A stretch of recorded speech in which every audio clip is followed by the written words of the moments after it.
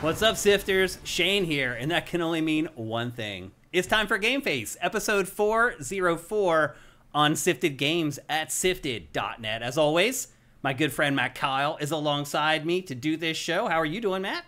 All right. How's your week been? Better than Perry Farrell's? Yeah, well, whose hasn't, really? Yeah. We were just talking about the crazy stuff that guitarists. So. We're just talking about the crazy stuff that happened on stage with Jane's Addiction over the last week, where Perry Farrell was like all hammered drunk, and Dave Navarro like cut the song short, and they got a shoving match on stage. I have some insider information on that, and apparently Perry Farrell is a complete disaster right now. He probably needs to go to rehab or something like that. I don't think you need to be inside info to know that. Yeah, you could just watch the videos. Watch the videos, read anything written about him in the last 30 years. Yeah, he did kind of get himself together there for a little while. A little bit. But he was gone then. He wasn't doing shows and on the road and all that kind of stuff. A lot of us have done that temporarily. But. Yeah. We always fall off the wagon eventually. Yep. What's up, everybody? Hope you guys have had a great week. Here we are with GameFace. One thing I didn't want to say right off the beginning. Yes, Perry Farrell did have a better week than P. Diddy. That's true, not certain. That's actually a really good point. He had a much better week than P. Diddy, who I just read earlier this morning that he is now in a Brooklyn prison with that guy who defrauded everybody for their finances. Well, that young kid with like he almost has like an afro. He had that whole scam going on where he stole, he's like the next Bernie Madoff or whatever. Yeah, not Altman. I can't remember what his name is, but he's staying with him in their room together, which is kind of an odd couple to say the least. I don't think Diddy's getting out. I think he's probably not. I think he's going to be there for good. So you're right. It has been a crazy week in entertainment for whatever reason. I don't know what's going on. Friedman, that's it. Sam Bankman-Friedman. Yeah, that's his name. Yeah, he's his bunkmate now, which is so weird. Okay. But I'm sure Diddy is like, that's a hell of a lot better than the alternative. I mean, neither one of those guys will ever get put in general population. They'll always be protected. I don't know if you guys see or not, but Luna is back. Luna has not been on GameFace for like months, it feels like. She's been absent. Yeah, she's been hiding for some reason, but she finally decided to come back up today and hang out for the show. Anyway, going back to what I was saying earlier, I know I promised that we were going to have Zelda Echoes of Wisdom in today's show. As it turns out, the embargo did not break for today, so it is not going to be in the show today. I don't normally like to say something isn't going to be in the show off the top, but I did promise it last week, so I just wanted to set that expectation right out of the gate. It is not in today's show. You're going to have to wait till next week. You have to wait for the reviews here for a little bit. Matt, does it make you nervous that the embargo didn't break today, considering the game comes out on Thursday? No. No? I don't really ascribe too much to that, especially when it's Nintendo. Yeah, I'll say this. Nintendo does whatever they want to do. Nintendo's embargoes generally are all over the place. Mm-hmm. Like, there's no pattern. It's not like I can sit here and say, oh, well, usually it's a 3-day embargo, or usually it's a week embargo. It is a game-by-game basis, which is what does make me a little nervous that this is a Zelda game. Also, to be nervous, I'd have to care about this game, and I don't. So... We'll be talking about it at next week's show for sure. And don't forget, it comes out on Thursday, which is so weird. Is it Thursday day, or is it like Thursday night? No, it's Thursday day. The 26th is its release date. So Wednesday night, tomorrow night at midnight, theoretically, it should unlock. So anyway, we're missing it by a day. More you're getting weird things where things are because something unlocked it'll be like Space Marine, I think, unlocked at like 9 in the morning Pacific. That's pretty weird. It was like, okay, that's strange. I mean, that was the early access stuff, I guess, but yeah, I don't think that's going to happen. That was a weird. The times have gotten weirder and weirder. Usually, you could bet 9 p.m. Pacific, midnight Eastern, the day before you're good. Well, Thursday for a Nintendo game, I don't know if I ever remembered a Nintendo game releasing on a Thursday. I mean, I can remember them releasing on a Thursday in that. At midnight, yeah, but still for the next day. Thursday in California, kind of, right? But not like a Thursday. This is the day it comes out. Very strange. I don't know why it's decided to do that. Usually it's Friday. You can do whatever you want now that physical copies don't really matter. So I don't know. I mean, I did see GameStop. It was like a picture. They put a bunch of pictures of like midnight launches up, and they're like remember what digital took from you. And I know you like that. I did like it, yeah. But I'm like, where do I send digital the thank you note that I don't ever have to do that bullshit again? And I get it at 9 p.m. and I don't have to stand in line with a bunch of people I don't care about or know or want to talk to. And it's not cold, and it's not hot, and it's not midnight. I'm not tired. I don't have to drive home in the middle of fucking Hollywood. It's like Like, there's... I enjoyed meeting those people. I did not. I just want to get my fucking Batman game and go play it. Yeah, I hear you. So anyway, it is a little odd that Zelda's releasing on a Thursday, but just keep it in mind, obviously, if you're planning on buying it already, regardless of what Matt and I say about the game, if you're just planning on getting it, it is on Thursday and not on Friday. And this might actually be one of the few games where if you want a physical copy and you don't jump on it that first day, you may actually have trouble finding it over the weekend. So they'll obviously restock pretty quickly. I again think you are overestimating how visible that game is. Really? I don't know a single person outside of like core gamer worlds that even knows it's coming out. That's a huge failure on Nintendo's part. Yeah, I mean, it's not. Again, it's not a Zelda game. It's not a mainline Zelda. It's like a Luigi's Mansion equivalent spin-off, sort of thing. Yeah. But you'd think they would have been. But again, I don't know. Maybe they don't think it's worth pushing that hard because it's a quote 2D game, you know, because it's got that Link's Awakening look. Yeah. I don't know. It's a whole thing's weird. Like the whole thing, like the whole approach to this game has been a little odd, both in terms of what they made and in terms of how they've presented it to us. Like I don't know. Like it's very hard to know what to think about it, other than like, I mean, that's not an interesting gameplay mechanic to me, what they've shown. Yeah. But like beyond that, it's just it just feels very anemic. But also like it also feels like Nintendo is business as usual to some degree, because like Nintendo will blitz you on their big releases, but like their middle level releases, they just sort of let fly. It's like, yeah, I watched football all weekend, not a single like commercial. You're not seeing Fire Emblem Three Houses ads on the NFL game. Yeah, you know, it's like I thought Zelda you might, but definitely not those. They're clearly not treating it as a as a full-fledged like mainline game, because it isn't. But well, like, we just found out who's developing it as well. But if there's any game that you could probably get away with that on, it's this. I mean, it's, at least like Luigi's Mansion doesn't even have Mario in the title, but this one is just called Legend of Zelda. Echoes of Wisdom. Echoes of Wisdom. Yes, I don't even know the name of the game. Subtitle. So anyway, again, that'll be in next week's show. Something to look forward to in next week's episode. And as always, we'll be here at twitch.tv/SIFTD Games at 1 p.m. Pacific, 4 p.m. Eastern. And before we get going, because we don't have a lot of housekeeping today, although we do have a little, we are supported 100% at patreon.com/SIFTD. If you like the show, please head over there and give us a pledge. For just $4 a month, you get all our content early. This show you get 4 days early, Pachter Factor a week early, all our other content at least 3 days early. Again, please head to patreon.com/SIFTD and give us a pledge if you can. And kind of in that vein, we do have one important thing to talk about in housekeeping today. And we're making a change to Pachter Factor. After 9 seasons of Pachter Factor, we are making some alterations to how we're doing the show going forward. One of the biggest complaints we get about Pachter Factor is that by the time it makes it to our YouTube crew, a lot of the topics are outdated. A lot of times maybe PS5 Pro is announced, and our crew on YouTube don't get to see Pac's take on that until sometimes like a month after the announcement. So we're trying to fix that. So first of all, we are shooting a new round of Pachter Factor this week, and I'm going to be putting out a call for questions tomorrow, and we'll have 2 days. I'm shooting Pachter Factor on Friday. But the big change is that as of right now, we publish 2 episodes of Pachter Factor a week. And what we're going to be doing going forward is we're going to publish 1 normal episode a week, which is using your questions that you guys give us.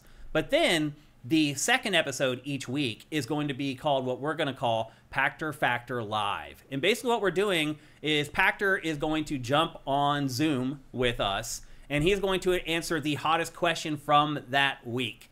So we'll have 1 episode every week that is a canned episode, usually probably be around more general topics. And then we'll have 1 episode of Pachter Factor every week that is just on whatever the hottest topic is from that week. Now, what does this mean for everybody? For our patrons, it means that you're going to get Pachter Factor's takes on all the big topics in the industry, like smoking hot. You're going to get them pretty much hot off the press. As soon as the news breaks, we'll talk to him. We'll get an episode edited as quickly as we can, and we'll get it out to our patrons. And for our YouTube crew, again, all that process is going to be truncated. You're going to get Pac's takes on all the biggest topics in the industry much more quickly than you used to. So it is a change. And to be honest, you're probably thinking, well, that means you're going to take less questions from fans. That is true. But we've worked something out with Pachter where if we do get a particularly strong batch of questions, he will be willing to answer a little bit more of those questions, but it's going to be on a case-by-case basis. And I'll just be honest with you, like the last 6 months, a lot of your questions have been very similar. So I understand what you guys are doing. You're trying to find new angles on stuff, but he has answered it feels like 30 questions about Game Pass in this year. And you guys are good. Like, you find a different angle on Game Pass for all your questions, but I do think that, like, the average viewer who is scrolling through their YouTube feed and sees another episode of Pachter Factor about Game Pass, I think people aren't clicking on it anymore. So I think we need to vary the questions. We need to make the show more timely, and that is going to happen beginning this week. So keep your eyes open on our Patreon, at SIFTD.net, on our YouTube channel, on the community tab. We'll be asking for questions here over the next couple days, and it's going to be tougher to get your questions into Pachter Factor going forward. It just is, because there's going to be less questions being answered from you guys going forward. I think it's going to make the show better. I think it'll get better questions out of you guys, because now you know, like, you got to bring your A game to get your questions into the show. I think it'll be good for everybody all around. So anyway, Pachter Factor Live launching next week for the first episode. But again, we are shooting the normal round of episodes this Friday in Long Beach with Pachter, and look for the call for questions for that very, very soon. Should have a new Patreon funding goal, Pachter Bachter, where Pachter tells you the hottest crowdfunding projects of the week. That's not a bad idea. And then one final piece of housekeeping before we get into the headlines. We are aware Sony has a state of play going on today. So if you really desperately need to see what the Days Gone remaster looks like, go ahead. Yeah. But we're not going to hate on you guys if you guys decide to go and watch the state of play. We totally understand. I saw the leaked lineup, though, and it's not great. I kind of guessed that. Is there really a Days Gone remaster in there? Oh, yeah. Oh, there is. I thought you weren't joking. Oh, I'm not joking. Oh, okay. No, I mean, it's leaked, so I guess it could be fake. But right, like, but probably not. The Horizon one is real. I can't remember the last time a leak was fake, Matt. Well, yeah. I really can't. The Horizon one is real, and then Jeff Grubb said there's an even less exciting one that's going to be revealed at the state of play, and that was leaked to be Days Gone. I figured it had to be either Days Gone or God of War 2018. It's like, what would be the least interesting thing to remaster is probably those two games, right? Games that you already have that are backwards compatible on the PS5 and have PC versions that just came out. Which are inevitably going to be what they're porting to the PS5, right? Oh, absolutely. The PC version, yeah. Now I wonder how mad the fucking ex-Bend guy is going to be about that now. After he didn't all those kids who discovered Astro Bot with beard and motorcycle are finally going to get to see where it all started. Came from. So anyway, we are not going to go live to the state of play. I had a couple people ask me that on the site over the last few days. If we were going to jump straight live to the Sony state of play, we are not. We have our show is booked solid for today. We have more than enough content to finish the show on its own. So if you do want to check out the state of play, sadly, you're going to have to go and check it out. And we will not be heartbroken if you decide to do that. We totally get it. If you want to check out the state of play, that's fine. If something interesting happens, tell us. Yeah, of course. And you guys are great in chat at letting us know if something big happens. And if something does break that's huge, let us know in chat. Matt and I will discuss it on the fly right here on GameFace. I have a feeling that is not going to happen, but it might. So anyway, we are not going live to the state of play. If you want to check it out, you have to jump away from GameFace. And of course, this show will be archived, so if you do miss the last hour of the show or whatever, it will be there for you to watch later on, as long as you're a patron. Resident Evil 9, Bloodborne 2, yeah, we're all going, yeah, okay. We might get RE9. Just excite Bloodborne yourself to today be excited. Is the day. Yeah. You're going to get Hell Is Us and another Dragon Age preview and some Astrobot stuff, probably. Yeah. God of Gamblers is devastated that he won't be able to see us disappointed. Before we get going into headlines, let's roll through chat here and see what you guys are up to. Swanland says, I'll let you know when Bloodborne doesn't come out. Level 5 Hype Train emote already? Are you freaking kidding me? We hit level 5 of the Hype Train already? That's what new Pachter format gets you. That's it. Seriously, I think that's actually what happened. That's when it happened, yeah. Yeah, that's awesome. Thank you guys. What do you think about the chances of RE9? Well, everyone's asking. Not tops. I'm saying 30% chance. Yeah, that's what I would say. We'll see. Soul Reaver already leaked, so I'm happy. Yeah, and that was actually leaked at Comic-Con when they put the figurines out there. We knew it was coming, and then with the video leak. And now it was confirmed. I'll be honest, that doesn't look very good. Yeah, like the lighting. I mean, that is a remaster. Like they fix the models, they do, but everything is. I mean, you're just plugging new assets into the existing game framework. It looked like. And That might be a problem. Yeah, well, the main thing was like the big enemies look terrible because the lighting's so flat. Right. That it's just like, okay, that texture is the side, like the whole side of this monster is just one big flat polygon. And are they stretching weird? I mean, where they're trying to use textures to show the nuance. And so it's like, there's like an element of like, okay, back then you could stretch this low res poly like enough that it like kind of just looked like a weird monster skin, but now it's like it's too high res and it just looks weird. Yep. I don't know. I mean, I'll still play it, obviously, but I'll see how long. Threadzilla and Toast9, thank you for Twitch Prime. Luke TG1, thank you for the bits. You helped us get across the line to get the hype train to level 5. Everybody, choo-choo. That's awesome, man. Thank you. Mike Q says, do you think since PS1, 2, 3 backwards compatibility, what does that mean? PlayStation 1, 2, 3 was not a priority for PS5 Pro. Do you think there's any chance that it is a capacity or capability of the PlayStation 6? Interesting. Not a chance in hell. Yeah, I don't think so. I think that was gone with the PlayStation 3. I don't see that happening. There's no reason to make your new $1,000, cutting edge system in 2028 or whatever kowtowing to a 25-year-old game system. Like, this just doesn't make any sense. I'm pleasantly surprised by PS3 emulation right now, though. They got like a bunch of games to work, like online multiplayer to work, which is pretty cool. Yeah, the time may come when emulation on that is good enough you could get something passable out of it.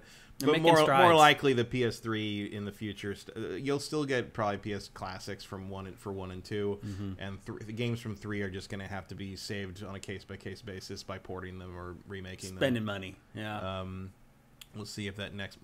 I'll tell you, if that next Metal Gear collection doesn't have 4 in it, I don't even know what you're talking. You'll never see it then. Yeah. I think it will, though. I really think it will. It has to. They're hinting that it's going to be. There's no reason to do it otherwise. Yep. Mice Q, thank you for Twitch Prime as well, brother.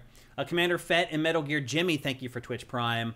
The Retro Modern Gamer says, remember when all media would release on a Tuesday? Yeah. I mean, I used to go, when I was DJing, I would go to the record store and get new house records every Tuesday at South Street, at 4th and South, at 611 Records, at 611 South 4th Street. I would go there every Tuesday to get new house records, and then I would go right across the street, and there was a Funko Land right across the street and up a block on South Street in Philly. I go there to get the games that came out that day, and I go home and celebrate. Yeah. And now it's just all spread out all over the place. Well, you're not tied to distribution. I mean, that was also the time when like no one even cared about release dates really. Like you had to work to make a release date happen. Like if a game announced like, oh, it's gonna be Sonic Tuesday or Mortal Monday or whatever, like you're like, oh, they're making sure. The crew at Funko Land was hooking me up. They figured out after a while what I was doing, and they'd give me games like a day or two early. They'd call me and give me first dibs on any N64 imports that they got in. They were cool, and that was also the place where everyone was turning their games in, and like it was pretty fun. Funko Land on South Street was a good time back in the day, and it's not there anymore, and neither is 611 Records. So it just shows you how long ago it was. Nexatois, thank you. Did I say it right? Nexatois? Close enough. Okay. Thank you for gifting the Tier 1 subs. That's awesome. I don't know if I'll ever get it right. I'll keep trying, though. JM Rain, there he is. What's up, man? So I mentioned last week that JM Rain and he came to LA. We had lunch in Hollywood. It was an awesome time. Really good to put a face with the name. And get to know you a little bit, man. It was really awesome spending time. If you're ever back in LA, give me a call and we'll do it again. J. Reed Vic, this is what, the 3rd week in a row you've been gifting subs here in our chat, man? That's awesome, dude. Thank you. Cinetike, thank you for Twitch Prime. Not Cirque, thank you for Twitch Prime. Who else we got in here? Oh, more than one Tier 1 sub from J. Reed Vic. That's awesome, man. Thank you. Oh, look at JM Rain dropping the Tier 1 subs as well. This is why we hit the hype train. Yeah. Thank you, guys. The Legacy, thank you for Twitch Prime. You got anyone else here? More Tier 1 subs from Nixatois? This is how we hit it. Now we're seeing it. Let's see if we got anything else here. J. Reed Vic, thank you for the bits. Dude, you are just Mr. Generosity here the last few weeks. Thank you, man. That's really awesome. And that's last week. Okay, so I think we're all caught up, other than what's been trucking through here since we've been talking. JM Rain, had a great time, Shane. Thanks for meeting me. Of course, man. It's like I said, if any of you guys ever come to LA, let's get lunch, man. Let's have a beer. Let's get lunch. I am 100% down. Mellow Pintor, thank you for gifting a Tier 1 sub. All you guys, Fire Native, thank you for Twitch Prime. You guys are all awesome. A matter of fact, says I'm heading to Europe for the month of October, following a band around. Interesting. What band, matter of fact? I really want to know. I'm guessing it's a U.S. band, or maybe you're a big fan of a band from Europe and you're just going to follow them around on tour. A lot of bands that I like right now are touring. Ride just started a new tour in Europe. Or actually, I think they just wrapped up their tour in Europe. Big City Germs. I've never heard of them, but I will go listen to them. Yeah. Vancouver band. Okay. Awesome. Yeah, I haven't heard of them, but I will listen to them on your recommendation, matter of fact. Okay. I think with that, we're ready to kick off the headlines for GameFace 404.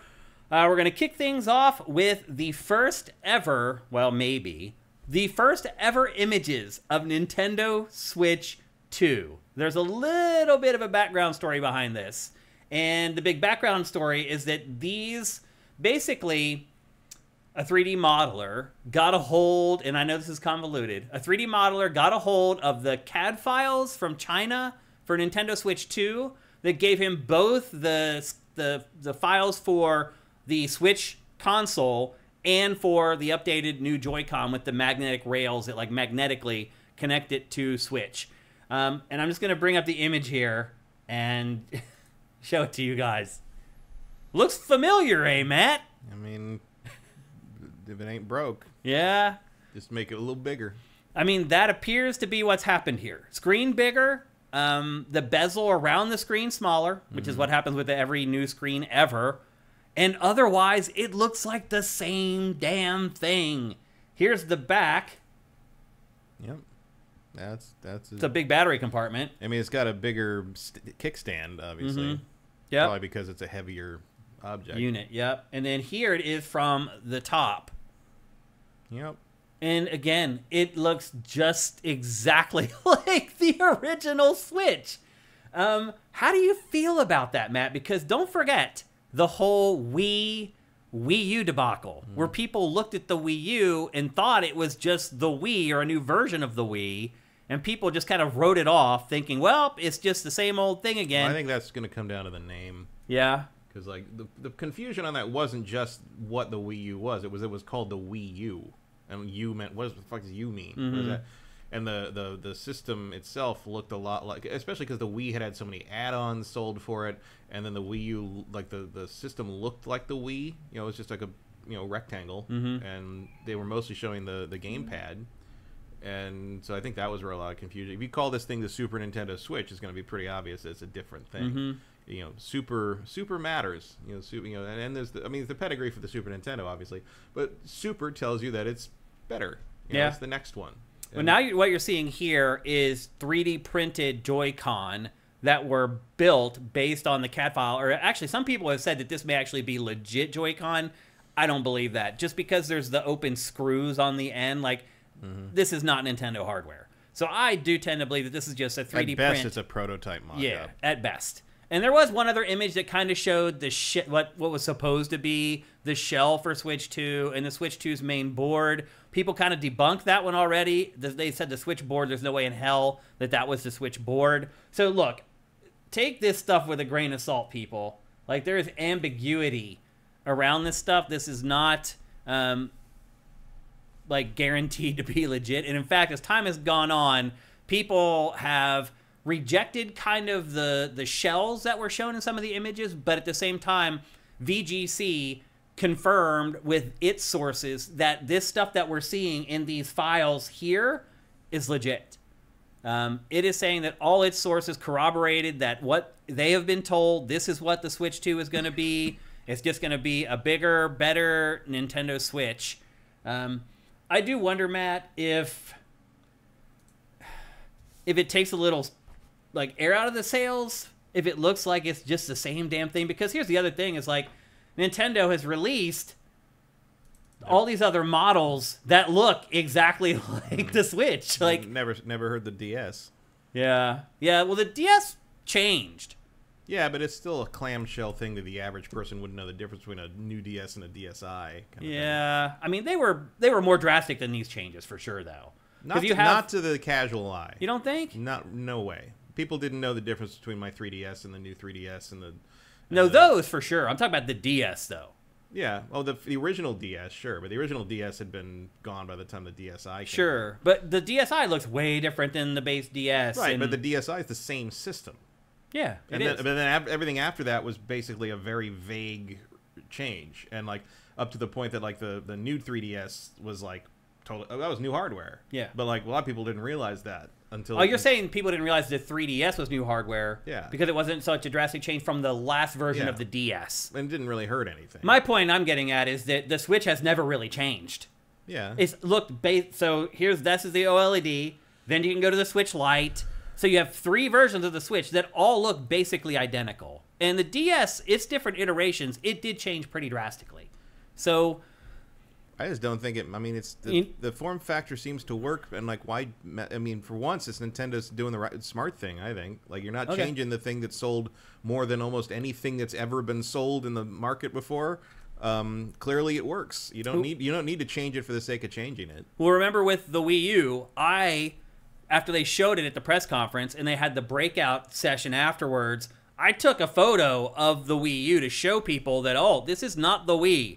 And that it was way longer and way bigger. And like that little image that I took of that was like the first image of the real Wii U that ever hit the internet. And people were like, oh, like people really thought that it was just like some fancier version of the Wii. I didn't. Well, we didn't. We work in the industry, but not everyone. I mean, I was on the headset arguing with Sessler about that because he was there, and right. But it does show you that people were confused because you saw like 2 quick background glimpses of the actual rectangle and you only saw in the video. Yeah, and you couldn't really see what it was. As soon as you saw that picture that you took of the long, I mean, once you see really the full thing, it's like, oh, that's clearly because the Wii just isn't that long. Yeah. Even if you don't have a Wii to compare it to, the dimensions are completely different. It's very obvious. But like I'm like, no, that's a new system, and like because Adam was worried because he's the one who has to say it on television. Right. I'm like, no, I would stake anything. That's a new console. Yeah. And like because they were showing stuff that just, I mean, half the stuff they showed never actually came out. But like they were showing stuff that I knew the Wii couldn't do. Yeah, the Wii couldn't display. Well, that Zelda demo that they showed, there's no way we could have done that. And I really didn't think there was a way to like split thing. Like even if it was more obvious once you held the gamepad, but it's like the idea that the gamepad had its own kind of hardware in it was like that just didn't make sense to me because the battery life. I mean, basically you're talking about the gamepad being a Switch before a Switch. I mean, it was the precursor to Switch. So I'm like, I don't think the Wii can output that to a remote device and still do. I mean, the Wii was on its last power legs by the when time it launched. It was on its last power legs. I mean, it was a GameCube basically. Yeah, you'd strap 2 GameCubes together was kind of the joke, which isn't really accurate, but it's like kinda. I mean, not hardware-wise is not accurate, but in terms of like just raw power, it's about what you were getting. But then even the image quality wasn't as good. Yeah. So like play if you can find a way to play Metroid Prime on a CRT or on a LCD like on the Wii through component cables and on GameCube through the digital out. The GameCube version is so much clearer. It actually looks better. So sharper. It really does. It really is different. Yeah, it's really crazy. So anyway, I mean, I'll admit, I'm a little disappointed to see that it looks basically identical as the original Switch. I was hoping there'd be something about it, because, with Nintendo, you always kind of have your fingers crossed that there's going to be something special about the hardware. I mean, there's something special about the hardware is that it plays Zelda games. Yeah. I mean, honestly, like, it's nice, to me, it's nice to see them realize that they don't need to, like, reinvent the wheel again. Yeah. Like, they had a huge hit, because the Wii U was reinventing that was the problem. Like, the gamepad was not... The problem was not that it looked like the Wii. The problem was that the gamepad was not something anybody wanted. Yeah. They didn't think they wanted it until the Switch came out. Right, but the Switch works in a way the gamepad definitely doesn't. The gamepad is a gimmick, and the Switch is a gimmick to some degree, but the Switch works. Like trying to play that gamepad elsewhere in the house was just ridiculous. It was just like, no, it's not streaming right, it doesn't work. Or getting the lighting right so you could see it well. It wasn't very convenient in that regard. I mean, it was just having to hold it up while you play. Battery ran out in 5 minutes. It was definitely issues, but it was a stepping stone. And I knew that, like, the other thing that bothered me, just as someone who thinks about the future sometimes, was I was like, porting, keeping the games on the system alive in the future is going to be impossible unless you're continually devoted to having all this hardware available to you. And sure enough, that has been a bit of an issue. They just did remakes for Switch. Yeah, remakes for Switch, but you're still sort of dealing with having to figure out 2 screens at once sometimes. Yeah. Even the DS has, like that new Castlevania, the Dominus collection, You know, I am pretty impressed by the ways they get around the touchscreen second screen issue in that. But part of it is like, thank God we use 16:9 now. Yeah. Because now there's a place for that to go without ruining everything. Yeah. But like, no, I think it's, you know, I think it would be much worse if they just changed it for no good reason and like it became a more awkward thing to use. Because I don't use it I mean, let's be honest, the form factor I care about is what the Pro Controller looks like. Me too, yeah. Because I'm never going to touch those Joy-Cons. I mean, I do play with Joy-Con even when it's docked, but I understand what you're saying. Yeah, so like I don't really care same with the PS5. When everyone's like, oh, it looks so, I'm like, look, I'm not happy that it's the size of a goddamn toaster oven because it takes a lot of space and height on my entertainment center. I certainly understand people that put their TV on the entertainment center and they're like, where is this supposed to go? Right. Because I can't put it in front of the screen because it blocks it. Blocks it, yeah. Even horizontal, it might block it depending on how big your TV is. Yeah. But I don't care what a game system looks like. Yeah. I care what it does. Right, but again, like the look typically will tell you what it does. The look doesn't matter. It's going to matter what the marketing is. It's going to matter what the packaging is.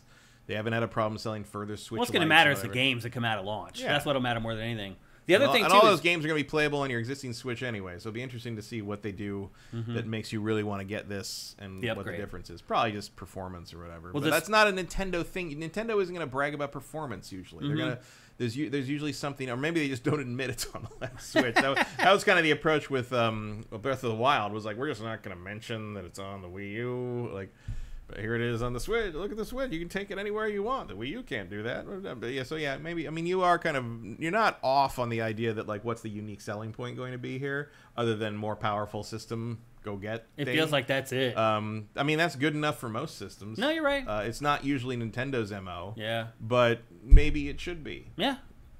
So the other thing too is that some of its specs also leaked. Now they didn't. These specs don't get into the CPU or the GPU too much, which is what probably a lot of people want to hear about. But it has pretty much everything else. The memory, there's going to be. I've never heard of this before. LP DDR5 RAM. Have you heard of that? That's I can't remember what it's something not low performance, long performance. It's I don't some know. kind of latency. I don't know.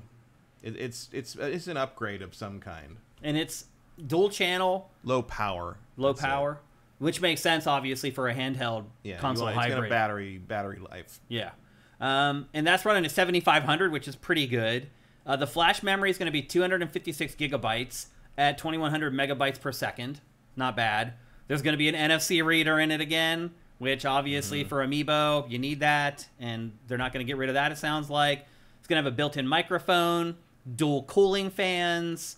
A display port to HDMI 2.1 inside. So it is going to conceivably be able to display 4K 120. I think it's more likely you just can't get HDMI 2.0 anymore. Like, it's just but HDMI 2.1 is what makes 4K 120 actually possible, which will probably never happen with Switch 2 anyway. No.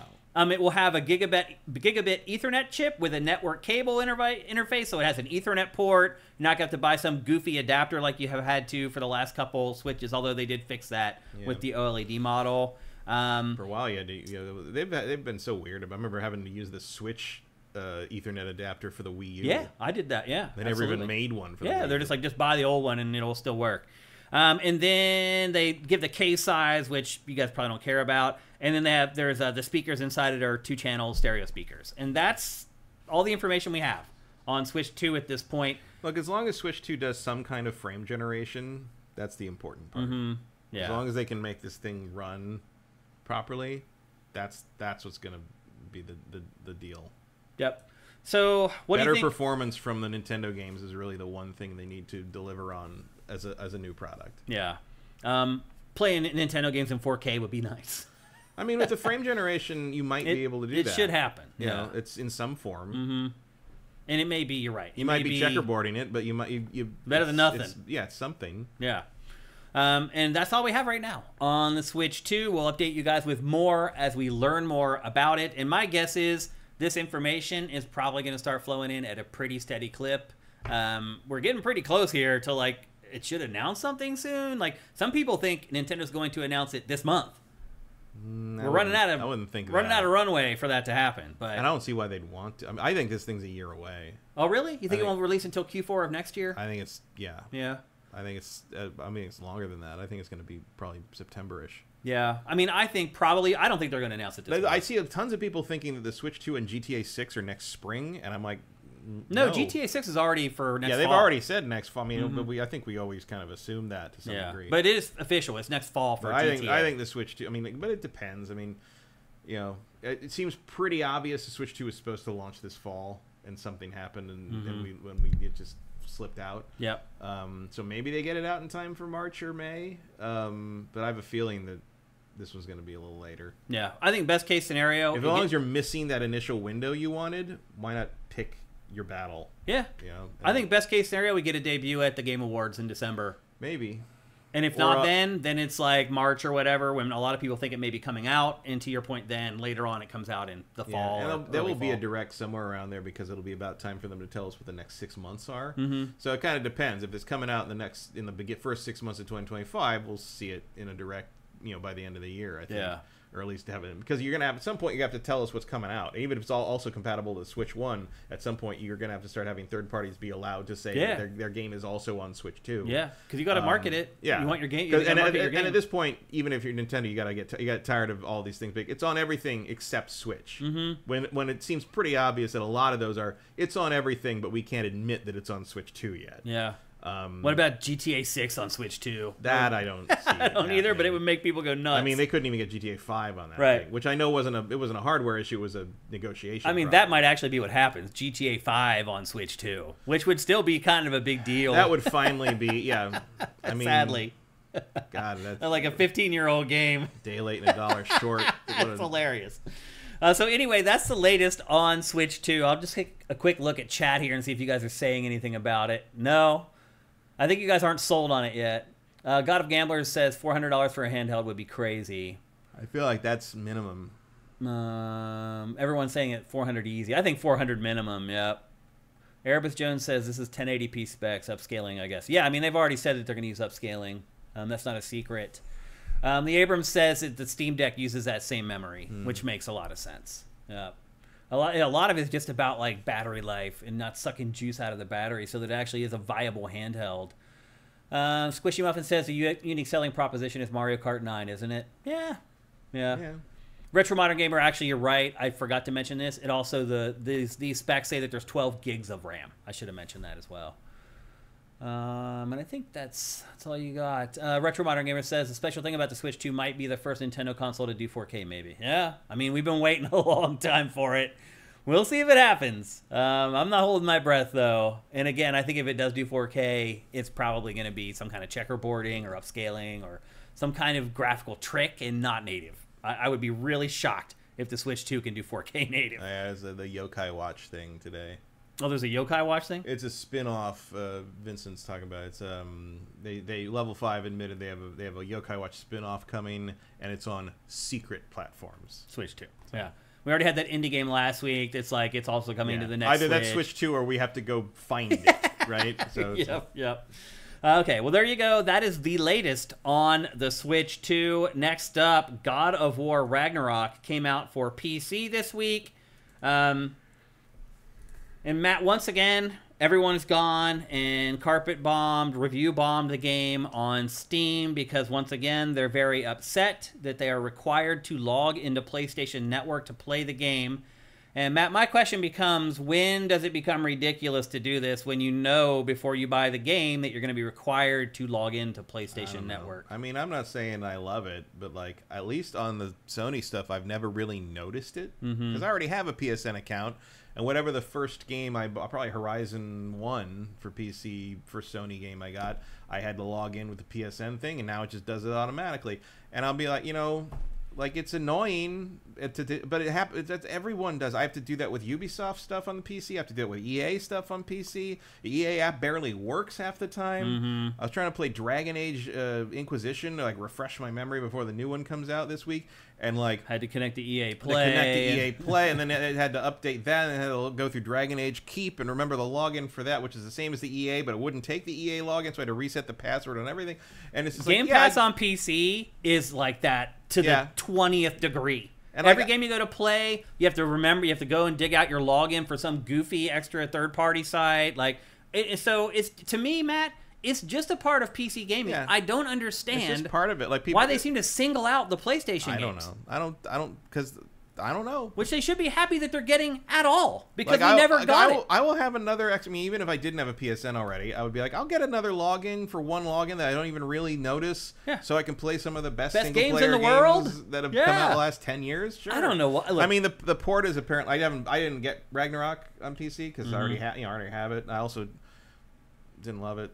Oh really? I didn't love Ragnarok. I didn't finish Ragnarok. Oh really? I didn't actually. It didn't grab me the way. It didn't grab me the way the first one did. Yeah. I mean, I would agree. The first one's better, but first one's just tighter. And more. You know, there's a little more bloat in. I don't want to be too much of a game bro, but as soon as you have me playing as someone other than Kratos, I'm kind of losing my. I mean, I didn't think those sequences were bad narratively, but I didn't enjoy playing as Atreus. I was going to say Atreyu. That's a different movie. Yeah. I don't know. I mean, I'm sure it'll be good eventually. Like Horizon 1 sucked when it launched too. Like Sony had, I think Returnal had problems too. Don't buy Sony PC ports at launch is really the less. I mean, I don't care about the PSN. I care that the performance sucks. I'm sure at some point, I think somebody was getting what was it? No, Final Fantasy 16 was the one with a really bad port because it was getting like 40 frames a second on 4090s. Yeah. Woo, Square, what are you doing? Yeah, that's pretty crazy. Yeah, I don't really get I mean, I get it, the PSN thing, because it's people whine about that shit all the time. It's just a fact of life. You know, I have all these different things. I have GOG to log into. I have Epic Game Store to log in. You know, it's like, yeah, I get one more login, but it's just like, again, at the same time, it's also just one more login. You know, and you do it once. I've never had to re-enter my Sony information on like. The handshake happens behind the scenes. Yeah, once I did it once on Steam, it just does it every other time. Yeah. Same with EA. Like, all my EA games load up just fine. You just have to sit there and hope the EA app launches correctly and it connects together. It just pops up preparing game, and then it goes away and the game launches.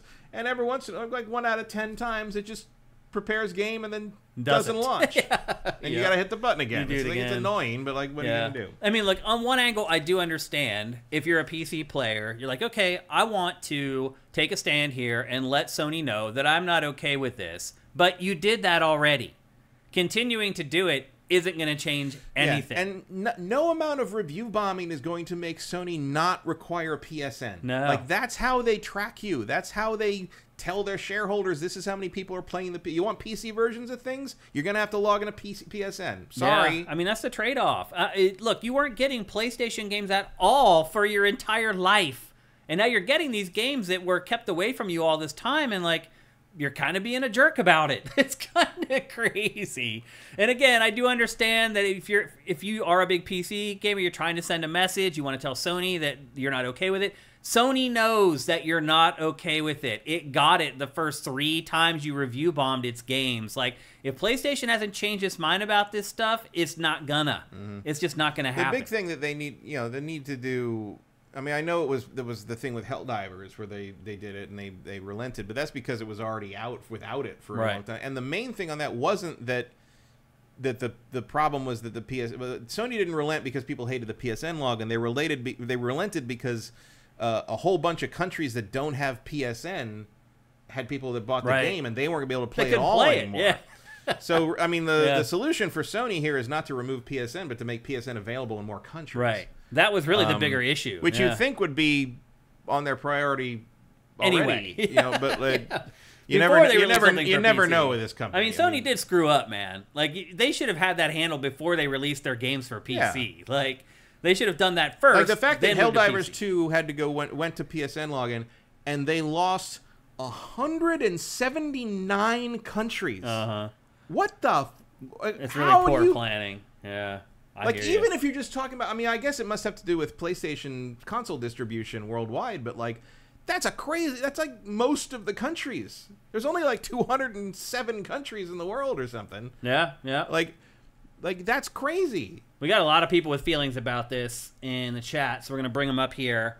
The Abrams says the new Dragon Age won't require an EA login on Steam. Sony could walk all this back. But we're just telling you it's not. It had the chance to walk it back. It's not. It's not going to happen.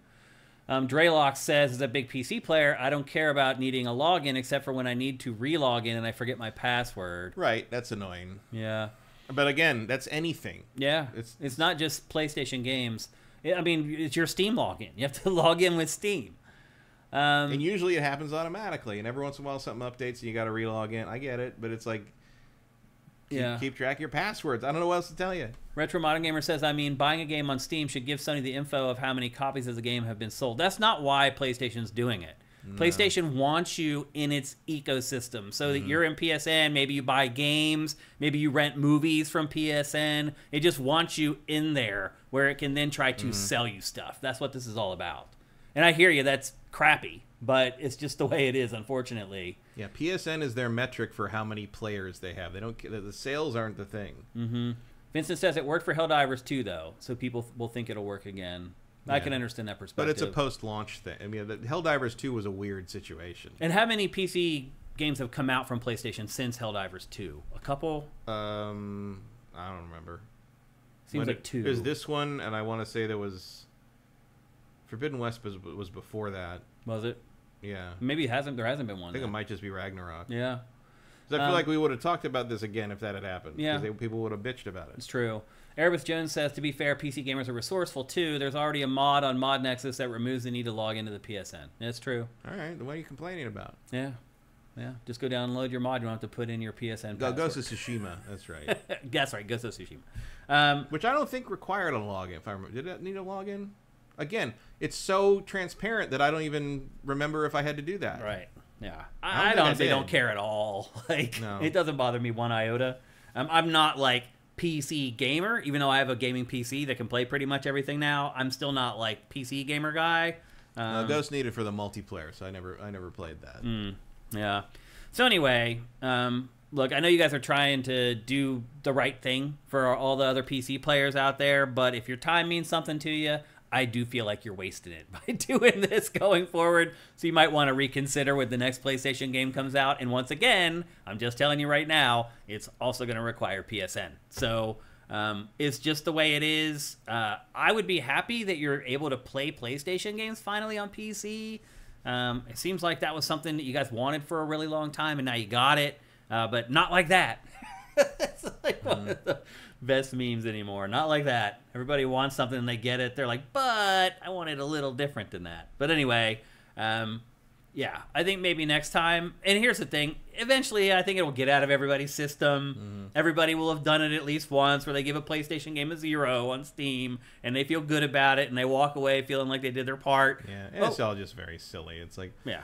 You're not. That's not the game. You're not reviewing the game. Yeah. You're reviewing a login, a business business decision. Yeah. And B, does that really make it a 0? Right. Is the game worthless to you? The worst game you've ever played because you had to make a login for it? Well, I think they feel like if the meta score of God of War Ragnarok isn't like a 1.8 or something like that, then PlayStation won't get the message. If it just drops it half a point, they're like, well, that's not going to do it. Yeah, like, PlayStation's not going to... I mean, delusional. Yeah. Delusional is what it is. Yeah, maybe reconsider next time. And I'm not saying anything. Like, if you don't want to do it, don't buy the game, but, like, shut up. Like, yeah, great. Like, whine about it on Twitter or wherever you're going to do it. But it's like, review bombing stuff is just pathetic. Draylock says the Steam page must have been purged because the reviews are mostly positive for it now. Here's the thing, though. Like, that game is far beyond mostly positive. Like, its score should be way higher than that. The other thing is, like, Sony is a big enough player that they can go to Valve and be like, hey, can you actually fix this? Can you actually police this a little bit as opposed to just letting Nazis run wild in the discussion pages as you usually do? Yeah. Because holy shit, Steam is a cesspit. Yeah, I hardly go there. Because you start poking around. Reviews are terrible. The discussion forums are terrible. It's just like chud. I'm surprised that Valve has let it get out of control like that. Well, you don't have a lot of spare time when you're busy counting all your money. So. Well, we found out they only have 400 employees. Maybe they need to hire another 25 more to moderate. I don't know. I mean, really, it's like, who cares what people say? Yeah, I mean, I just don't go. I saw it. This is trash. I left. You really got to go seek out the discussion forums and Steam. Does Valve even really care if people use its forums? Probably not. Probably not. Like, it's not like it cares about ad revenue. Sometimes you see developers like in there posting, but they get chased out pretty quick. Usually. Well, they figured out very quickly what the environment is like on Steam. So anyway, that is God of War Ragnarok for PC. I think otherwise most people think it's pretty good. That the port came through okay. It doesn't have a lot of the crazy technical issues that some of the other PlayStation games have had. So otherwise, it seems like the PC port has turned out okay. Next up, I still struggle to believe that this is real, Matt. They announced the new Like a Dragon game.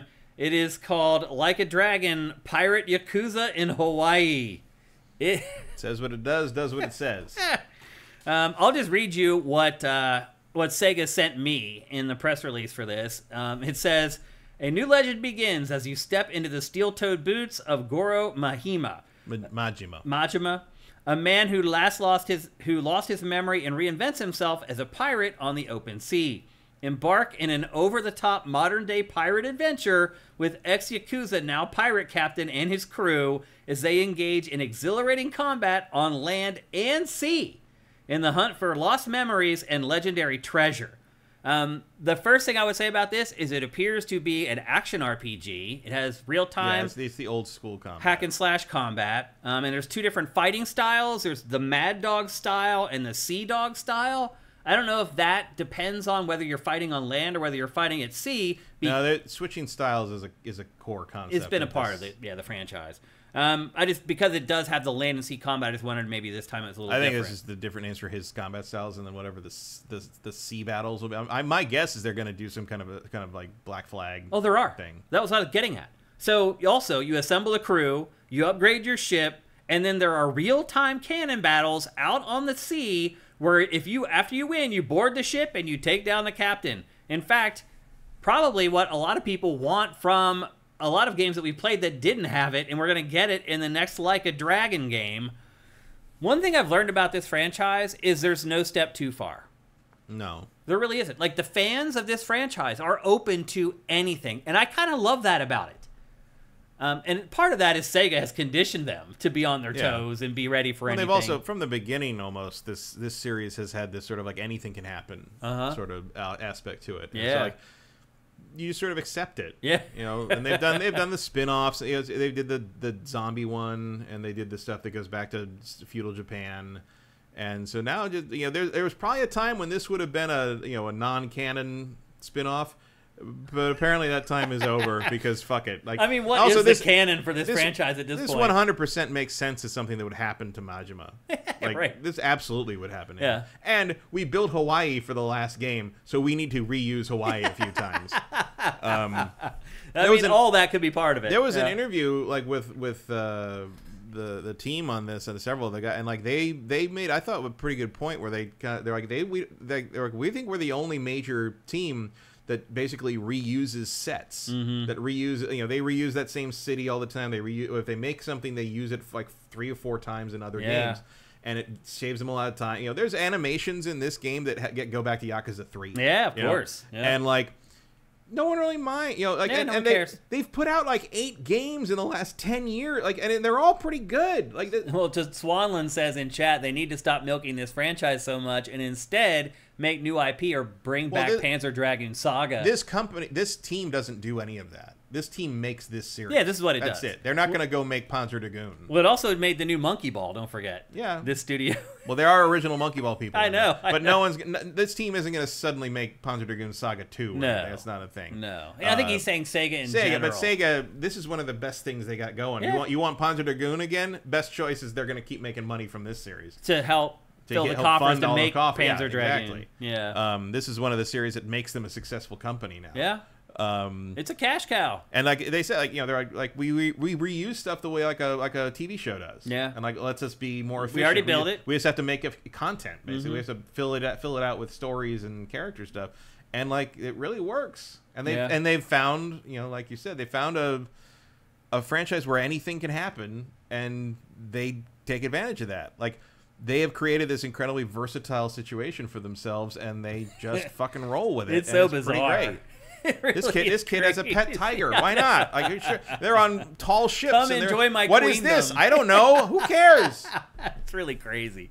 Go nuts. I mean, that was also similar to, like, the man who erased his name as he wandered into that fucking giant casino play. Like, all of Kiryu's and Majima's adventures are sort of parallel. I do feel like we've lost a little bit of this crazy from Japanese games across the last, like, 10 or 15 years. I think it's still there, but it tends to be in the smaller things. There's little side things and things. There's very few stuff that is of this level of budget and production value that does, this is Incredible Crisis level shit. Yeah. It was encouraging to me that the Incredible Crisis guy was in Astrobot. It was just when I was like, oh, you remember that. Okay. We do. No one else does. And that game was pretty awesome. But I wish there was more games like this coming from Japan. I feel like Japanese developers have license to kind of do things however they want to. Somewhat, but this stuff is singular even for there. It is. Now it is, yeah. Even in Japan, the reactions to this were like, oh my god, the madmen are back. Eve Demon says, I'm very looking forward to this. Too Quick Capri, thank you for Twitch Prime. I like the weirdness in these games the most, and Majima's a great character, so yeah, 100%, go for it, do it. Emperor Dread says the reason people like the series isn't because of the gameplay as much as the kooky nonsense and weirdly sincere tones it switches back and forth to. Changing the mechanics is the safest part of the formula to do. Yeah, I can definitely agree with that. Veritas out of nowhere just says Capcom continually delivers. And he's right. It definitely does. But this is a Sega game. So anyway, this is the next Like a Dragon. It's coming to every platform but Switch. Maybe it eventually comes to Switch 2 or whatever. And this is coming out February, like 28th, I think. Is that right? February sometime. Yeah, like late February. So not much longer to wait. It is pretty impressive how quickly... Your yearly February Yakuza game. It's pretty crazy how quickly they crank those games out. Yeah. Well, like they said, they built the Hawaii set. They built most of the setting for kind of like Far Cry did with their spin-offs too. Like, you've got the map, you've got the assets. Now just come up with Fill something it up to do. with stuff. And it's pretty great that they're just like, well, what would we do in a tropical paradise? And someone's like, pirates. And it's like, all right, done. Make it. It's freaking great. Go. Yep. So anyway, there you go. That's Like a Dragon Pirate Yakuza in Hawaii. That is the name of the game, which also is amazing. Also, look how they managed to get Yakuza in the title again. Right. It's like, just in case you weren't sure what this was. Next up, we got some information coming out of Windows Central, which breaks a lot of Microsoft and PC and Xbox stories, and it is broken another one. Windows Central is reporting that... Broken Windows. is reporting that we should expect the next Xbox. Now, don't forget that Xbox has not done a mid-cycle refresh in the way that PlayStation has with the PS5 Pro. It's putting out new hardware this year, but it's the same power and just kind of repackaged Xbox Series X and Xbox Series S. So it is not doing the mid-cycle refresh this time, which means that its next console, its next hardware, after the stuff that comes out here in a month or two, will probably be the next Xbox. And Windows Central is reporting that we should count on that happening at the 25th anniversary of Xbox and Halo, Combat Evolved, I would add, in 2026. What do you think about that? All right. You think in 2 years it'll be ready? I mean, it's already said that it's in development. It's been working on its next real console for months and months now. That timeline seems to work out with what we've been told. I mean, I guess. I don't... Yeah? Who cares? Well, I mean, you should care. Because what happens when the new Xbox comes out in 2 years, assuming it's going to be way more powerful than PS5 Pro... Then what happens with PlayStation? Does it wait 2 years to put out the PlayStation 6? Yes. It does? Because it knows it doesn't have to worry about anything. Yeah. Yeah. And what happens then if that's the case? Does Microsoft actually get a bump out of that because it's first out of the gate by 2 years with its hardware? Yeah, it might actually be 3% of the market instead of 2. I'm just going to say Xbox is over. Yeah, Xbox is done. It kind of feels like it is. It's an eternal third placer. They're gonna just sit way in the back for the rest of the. I mean, and the fact that the rumors also say there's a handheld component to this that they're going to kind of switch with it. Yep. Oh, so you're just gonna let your Doom in by the front door is what that tells me. You're gonna you put everything on the table, lose the whole farm, and that's probably the end of Xbox as a hardware brand. I think it feels like Steam Deck is kind of eating its lunch right now. I think it's thinking like, we should have done that. Why didn't we do that? Yeah, and that could be. I mean, I can easily see in the Microsoft corporate mindset sort of the outcome of that being like, well, we can charge $800 too, and no one's gonna pay $800 for an Xbox. I'm sorry, like. Or maybe you go with a hand. I mean, I don't know what you're doing anymore. So you don't think Xbox will be on the market 2 years early, which it may not even be 2 years. But if they're on 2 years early, I'll bet you this: it's not going to be as powerful as the PS5 Pro. It's going to be a Switch. It's going to be a handheld. Oh, you think it would be like a hybrid? I think it's going to be like an Xbox Series X Pro that's a Steam Deck. I mean, they already said that the next hardware is their most powerful jump ever. They already said that. Okay, well, they can say what they want, but I don't believe that. Okay. Like, they also said we were going to be playing in 4K 60. No, you're right. No, I believe me. I don't believe execs at all. You're preaching to the choir here. But they did say that the next Xbox will be its biggest leap from console to console. All right. And let's go over everything Phil Spencer has said in the last 10 years and see how that lines up. you know how much I support Phil Spencer. Give me a fucking break, people. Like, it's like, okay. Like, and Sony said that we were going to be doing all the things on the PlayStation 5 that they're now saying we're going to finally be doing on the PlayStation 5 Pro. Stop believing the console hardware like bullet points. Like they're bullshit at this point. One thing I will say, Matt, is I'm sure that's what the hardware targets mean on paper. I don't think they're intentionally lying about this shit. But when the rubber meets the road and the software meets the hardware, it doesn't hold. It doesn't ever turn out that way. One thing I will say is if indeed Microsoft does get a 2-year jump on PlayStation 6. And it is indeed a very powerful console, noticeably more powerful than PlayStation 5 Pro, and it doesn't succeed, it's over. Yeah. That will be the final nail in the Xbox hardware. Because what else can you do coffin after that? That's it. If you can't win with a 2-year lead, the only place you win is price.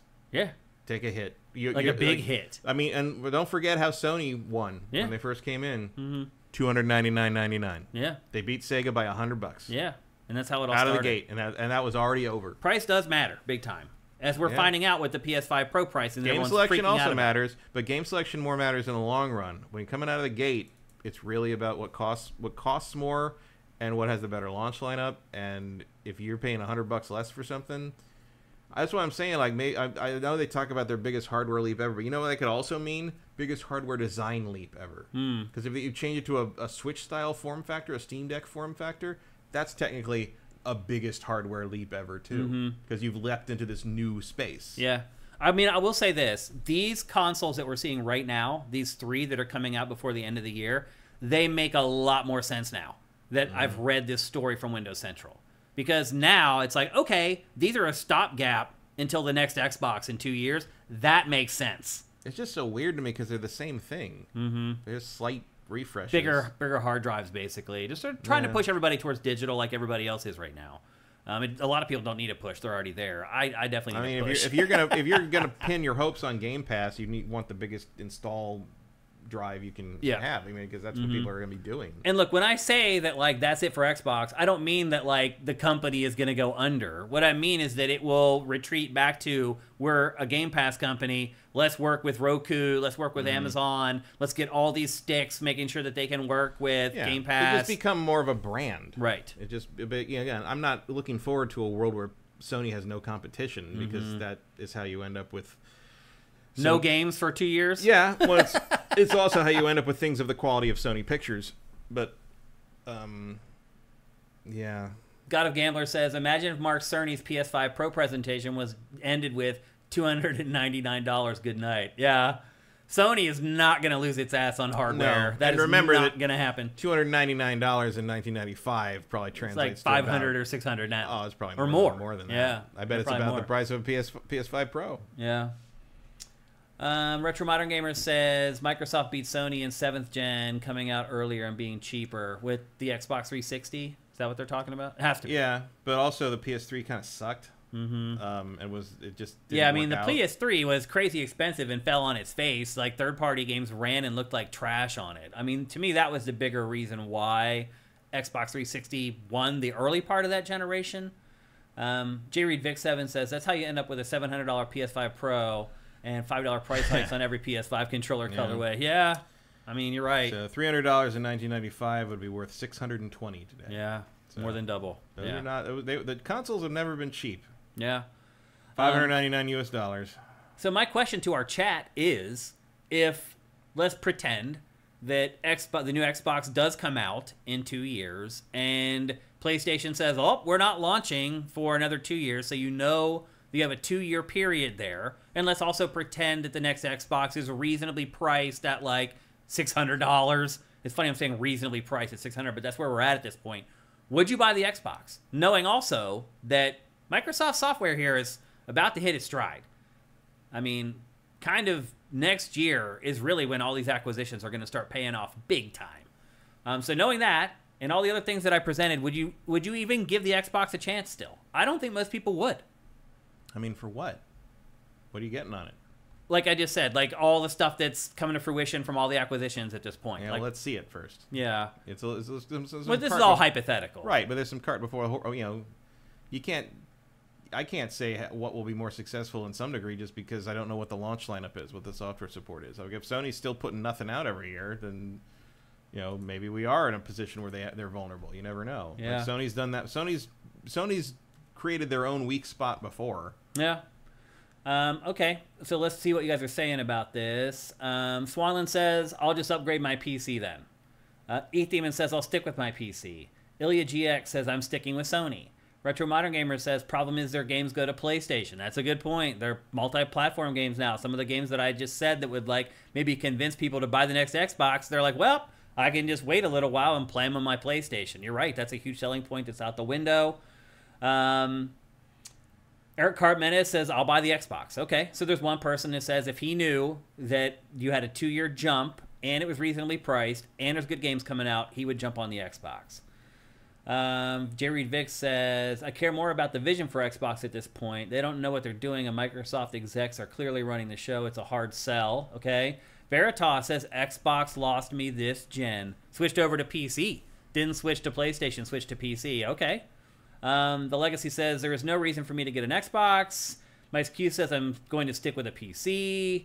Fire Native says, what games? This is for Vidya Games says, I'll buy it if it's a hybrid. Danny Endurance says it needs games. Justin Horman is laughing at my reasonably priced comment, but he says he would buy it. But he says he's also buying the $600 2 terabyte Xbox that's coming out like next month. Retro Modern Gamer says they have no exclusives anymore, so what's the point? Look, I agree with you. I still think that was a huge mistake, Matt. Like just giving your games to other platforms. If you plan on hardware being a part of your future. I mean, I'm already in that. Having a PC that can run just about anything, like already the Xbox is sort of obsolete, irrelevant. Yeah. Erebus Jones says yes because it gives me 2 years to save for a PS5 while playing the best version of Call of Duty each year. Right? Okay, I can understand that perspective actually.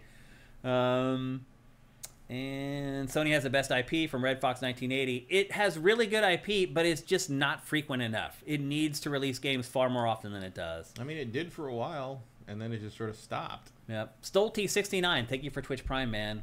Vincent says, the mistake would be letting yourself get broken up by the Justice Department. What's he talking about there? Well, I think he means the FTC. And that is a monopoly, you mean? Well, it'd be Sony, but Sony doesn't have a monopoly on the game market because Nintendo exists. And I know they don't consider each other competitors, and they kind of aren't, but in terms of the Federal Trade Commission, they are. Like you can't argue that if Nintendo wanted to make a console to directly compete with the power level of the PS5, they could. Yeah. Like there's no monopoly there. Yeah, people struggle to understand what a monopoly is. The no competition thing isn't like we're going to need to break Sony up thing. It's we know what Sony does when they don't worry about anyone sneaking up on them. And it generally is worse for the consumer when that happens. And I don't think anybody's looking forward to that except the weird Sony fans that just baffle me on Twitter on a regular basis. Like I don't know. Like I know like the anti-Sony stuff has been dumber recently because all the Xbox fans are so mad that Astrobot's good. And the Nintendo fans. Yeah, and it's just like, well, the Nintendo fans don't Nintendo fans sometimes just seem kind of above it, like Yeah. they're or not even above it, just like over there. You know, they're I over saw there some people playing- got angry that we said that it was as good as some of the best 3D Mario games. There was definitely some people who took umbrage with that. Yeah, well, Mario delusions are part of the deal. Yeah. Like I didn't say it was better than Mario Galaxy. Yeah, I mean, we Those are the specifically best. named Mario 3D platforms that were better. So Yeah. we're If just you being don't- honest, people. If you think Mario Sunshine is better than Astrobot, I don't know what to tell you. Yeah. Like, it ain't. It's not. It ain't. The Abram says, I don't think I can stomach another Phil Spencer hype cycle where he talks about how freaking strong their new console is. Yeah. Red Fox asks, what if it significantly runs GTA 6 better in 2026? Would that matter? I think Maybe a little. I think it's a little maybe A little late. too late. At Yeah. that point. It might have a little bit of an effect, though. Like it would have to be a refresh of GTA 6. It's like the heist update equivalent or something. You know, whatever they're going to do with GTA Online, a big new. They've done a couple of sort of almost soft relaunches of GTA Online. Something like that coinciding with that could be Might make a ripple. argument. Yeah. But like generally, people don't seem to buy hardware for GTA. Didn't buy hardware for GTA 5 after GTA 5 was sort of established on the next gen consoles. Yeah. It was just sort of whatever you wanted because it didn't really matter once the PS5 and everything came out, and like when you bought whatever you want for the PS4 and the X. They really needed a new naming system. They really do. They really screwed the pooch when they went to Xbox 360. What is going to be the next one? Going to be Series Y, Series Series X2, Z? I don't know. Series better than before, Series Next. I don't know. Stupid. I don't. It should just be. We should be on what, Xbox 4 now or 5? 5, I think. 5. Yeah. I know you have Xbox, Xbox Original 360, Xbox One, 4. 4. Yeah. So we come up on 5. Yeah. I mean, PlayStation isn't wrong to keep with the number system. Keep it simple, stupid. That's what they always say. So anyway, that's the latest from Windows Central. I'm just going to tell you, like, Windows Central is like batting 1,000% with its rumors and leaks. Like, those people have real sources inside Microsoft, and so when they report stuff like this, I believe it.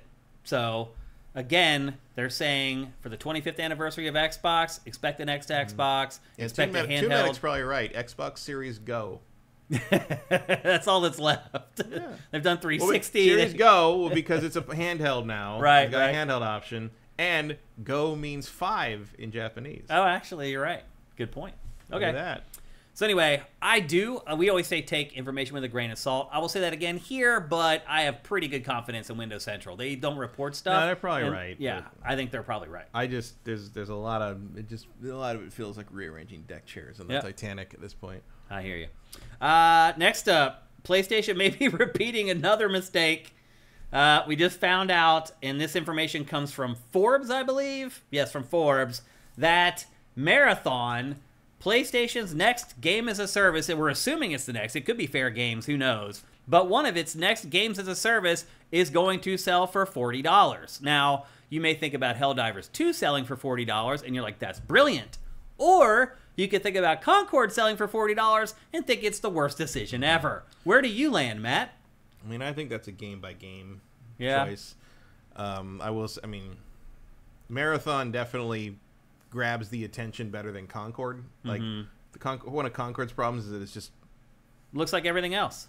like it repels my eyes. Like 30 seconds of that trailer, I didn't want to keep watching it. Oh. It was not that there's anything wrong with it art-wise or design-wise. It's just like, I know what this is already, and it's not what I want to watch. Whereas Marathon, at the very least, I watched this Marathon trailer for the 40th time or whatever, and I was like, what the fuck is this? It's still Like, very mysterious. I don't know what I'm looking at. It's kind of cool looking, but it also is kind of pretentious looking. But it's also, maybe I'd want to play that, but also I don't know if I want to play it. Like, I'll put it to you this way. If I'd worked on but a at least game, I haven't made a decision yet. You know? Concord, 30 seconds in, I'm like, never going to play this. If That's I had it. worked on a game for several years, where I'm assuming Bungie has been working on Marathon, and this was the debut trailer for that game I worked on, I would be pissed. It doesn't really show Well, or how old is explain this? anything. Like a year, maybe? I mean, it's not that they old. Probably didn't have anything else to show. Maybe. I mean, you're gonna have to blow the fucking doors off with a gameplay debut of this. Like, you better, if they don't put the gameplay debut of this at the Game Awards, they're wrong. I really feel like Helldivers You was want a bit eyeballs of an on anomaly. that. You want everybody to see it. Helldivers, I mean, you cannot judge anything by Helldivers. Right. I would really struggle, Matt, trying to sell any game like this anymore. I think it depends because this is, again, this is not a hero versus shooter. Yeah. This is an extraction shooter. Yeah. And charging money up front for the extraction co-op shooters and even the competitive ones isn't really unusual. It's more common for sure. Yeah. I think part of the problem with Concord, it wasn't just that it was an unappealing IP and presentation of the IP from the marketing standpoint. I think it was these games are free. It was a hero shooter. Yeah. Hero shooters and they're are free pretty much now. all free now. Yeah. And like these games really aren't. And maybe a time will come when they are, but because when it comes down to it, Helldivers 2 is an extraction shooter. It is, yeah. It's a co-op extraction shooter. Yeah, it is, absolutely. But again, this just needs a hook. Like when this thing's gameplay trailer or demo or debut or whatever they start with comes up, you better show me why you made this game. Yeah. Everyone needs to see, why does this exist? Prove to me why it Why exists. did you call it Marathon? Why did you take one of the most venerated titles of the Bungie history that only and geeks apply like it us to know this? about also, by the way. And apply it to this, which seems to have no relation whatsoever to Marathon. Did you just call it that because everybody runs a lot? Like, what is going on? Like, there needs to be a reason for this to exist. I agree. Because I can tell you the reason Helldivers 2 exists pretty quick. Oh, yeah. Starship Troopers co-op with a persistent universe. Oh, cool. Yeah. With Marathon, what's your one sentence explanation for why that What's the exists? elevator pitch for it? Yeah, what's the elevator pitch for Concord? Guardians of the Galaxy does Overwatch. It's like, well, why? Okay, why do we need that? Why do we want that? Yeah. I mean, Marathon could be in the same boat. Like if basically like the Concord thing, like to justify Concord, you'd have to give me that one line, that elevator pitch that has nothing to do with any of the trends you're chasing for that game. You have to explain to me why this game would exist in a vacuum. And I think Helldivers 2 pitch does explain. Oh why yeah, it exists absolutely. in a vacuum. Yeah, you don't have to explain Troopers. it to other games to sell it. Yeah. Inspired by Starship Troopers doesn't count because like Starship Troopers is not a game. Yeah. That's not a redundant thing because I can watch the movie, doesn't mean I can play the movie. Yeah. Whereas like Marathon, I'm gonna need like a real like we felt we had to make this because this idea was this and we thought that needed to exist. And not just because we felt like we needed to throw a bunch of games as a service at the wall and see which ones stick. And it's like it's harder to do that, I think, with the online service games because with like say you ask that question of like God of War Ragnarok, like why does this game exist? Well, we really felt we wanted to tell this story and complete this journey of Kratos. And you can not like how that story is told or how that plays out or how that the arc of Kratos or Atreus is completed or whatever. But you can't. You can't deny that there's a legitimate legitimate reason. Even if they didn't tell the story the way you wanted, you can't deny that like the claim like we wanted to finish this character's journey is a valid reason for a piece of art to exist. Absolutely. Whereas you are removed from that with these online service games because it's a lot harder to justify these things as works of art. They are experiences. They are services. They are Qzar. They're laser tag, and it's like you got to tell me why you thought this laser tag store was going to work when all the others have gone out of business. Yeah. Yep. And we'll see if Marathon has that reason to live. I hope I'm pleasantly surprised by it. Of all the stuff they have in the pipeline, I hope Marathon is the other Helldivers. I agree. I would like that one to be good. I'm sure Bungie would really like for that to happen as well. Yes, that would be good for everyone at Bungie too. But it's kind of going through it right now. Of all the ones that we've seen that are in the pipeline, that one looks the most unique and has the most. Like, it's weird enough that, okay, like... All right, I want to know more. Like, I don't know what trend you think you're chasing here, and that's why I'm interested. Yeah. Like, Marathon doesn't look like anything else that's popular. No, you're right. What I mean? Yeah. So, like, looking at that, I'm just like, okay, like, you're off in fucking Crazy Town, and so you've got my attention. Yep. So anyway, that's the latest on Marathon. We still don't know when it's coming out, by the way, but Forbes somehow got the scoop that PlayStation is planning on selling it for $40. My guess it's going to be in the Helldivers slot if they can make it. Who knows if they can. Right, early in the year next year. Because why not? Andy T. Monahan says in Fortnite is just too big to make a dent in right now. Yeah. I mean, trying to compete with Fortnite is the dumbest thing you could ever try to do. Yeah. It really is. I mean, it's like trying to make a handheld against the Switch. Yeah. Really? Yeah. Like, why are you doing that? Yeah. Like, what are you doing? That's a good point. You're either you have to carve out your own world like the Steam Deck did. Yeah. Like, because that's not in competition with the Switch because it's doing a completely different thing. Yeah. But if you want, like, people are like, oh, Sony needs to put out a Vita 2. It's like, no, like, that's why. Like, don't forget the PlayStation Portal's already out there, the weird streaming handheld thing. But it's like that's not this. It's an accessory for the PS5, really. Yeah. Which I guess works pretty well. Like it's selling really well. It's like selling out, and they made. We're going to talk in a little bit about the new PlayStation 30th anniversary hardware, and they did make the right amount of the portals. I give them that credit for that. They're as opposed to the VR2. Doing way better than I thought. I'll just say that. Next up in headlines, the Xbox Ambassador Program has been shut down, or is going to be shut down. Matt, were you in the Ambassador Program? I don't know. Most journalists were. We get your early. So yeah, the idea was that you were supposed to be able to get access to early Xbox products. If they launched a new dashboard, you're basically supposed to be the beta tester testing that out. I think I am or was or what. I feel like I've deleted mail about that before. I didn't care. Well, the point is, nobody cared, and it was also worthless. When it first launched, it was mostly journalists, and they're like, hey, like, we're going to get your feedback anyway. We might as well get it officially. We're going to put you all you guys on this ambassador program. You'll get early looks at all of our dashboards, all of our firmware. Some games you'll get early advanced looks at. That lasted for like the first 6 months of the ambassador program, and then it just went away. The last 7 years, I couldn't even tell I was in the ambassador program. Yeah, so it ended up being a worthless thing. And also, by the way, like Microsoft's perspective was it wanted the fans to be able to experience this stuff, not really us. And so for the fans, I think it had a little bit more value. But the thing there is that over time, Microsoft replaced the Ambassador program with other fan programs, and the Ambassador program became redundant. So it is going away. I don't think anyone's going to shed any tears over losing the Ambassador program. I had almost forgotten I was even in it over the last, like, almost decade at this point. It had become irrelevant and not a big deal. But I think it launched with the right intentions when it first, I mean, it was 13 years ago when they first launched the program, like in 2010, I think, or 2011 maybe. And then it just, like I said, it was mostly journalists. Over time, it got more consumers into the program, and then it just kind of went away. So I'm sure maybe some of you guys were Xbox ambassadors. Maybe as a consumer, it did more for you guys than it did for me as a journalist. But after the first 6 months, it just felt worthless to me. So, c'est la vie, Xbox ambassador program. I can't say that I'm going to miss you at all. Next up, something that we said on this show was going to happen. We didn't know when it was going to happen, but we were very confident that it was going to happen. And that is that the Nintendo has finally sued Pocket Pair over Palworld. And they're saying, we don't know the details yet of exactly what Nintendo is suing the game for, but some leaks have suggested that it's something to do with Pokeballs. That, I guess, like maybe 6 months ago, Nintendo like tightened its patents on Pokeball stuff, or the Pokemon company did, and that maybe that tightening of its patent has resulted in this lawsuit. What do you think is going to happen with this? One thing I will say is, like, Nintendo usually doesn't sue unless it knows it's going to win. Yeah, I mean, Nintendo will do anything except make a Pokemon game that feels like it was made in the last 10 years. I mean, it's the truth of it all. I don't know. I mean, odds are that it just ends up being settled out of court. Forever. Yeah. Unless Nintendo feels like making an example out of them, they could theoretically push it all the way to a judgment. I mean, this game sold more than the latest Pokemon. Yeah. I don't know if you can really patent balls.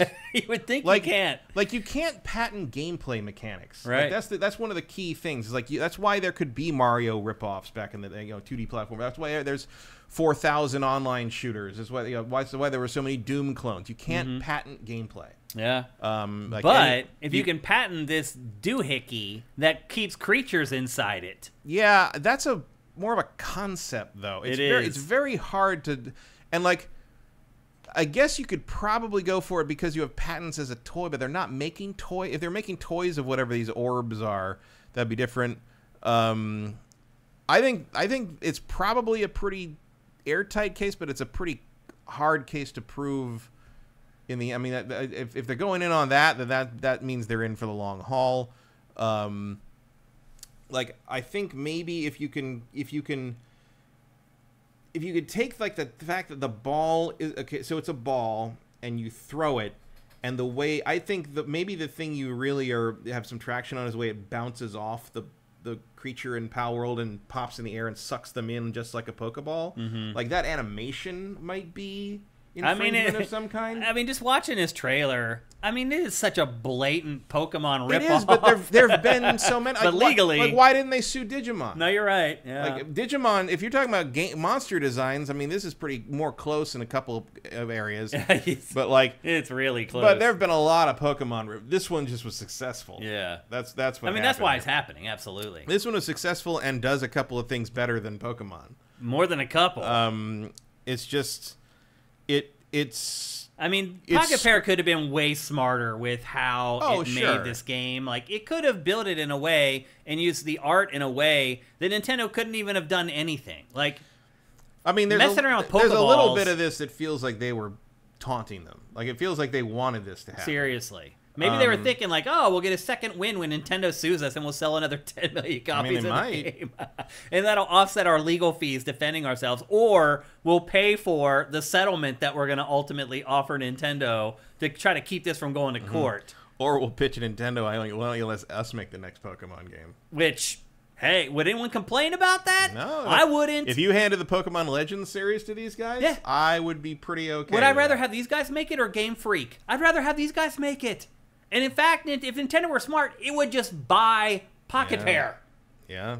I mean, that's where this could all end up. Let's be honest. It could end with Nintendo just saying, you know what? How about you do the settlement? We'll just roll that into the amount that we would pay to buy you guys, and let's just do it. Mm-hmm. I mean, I don't think too many studios would be pissed off about being owned by Nintendo. That's for sure.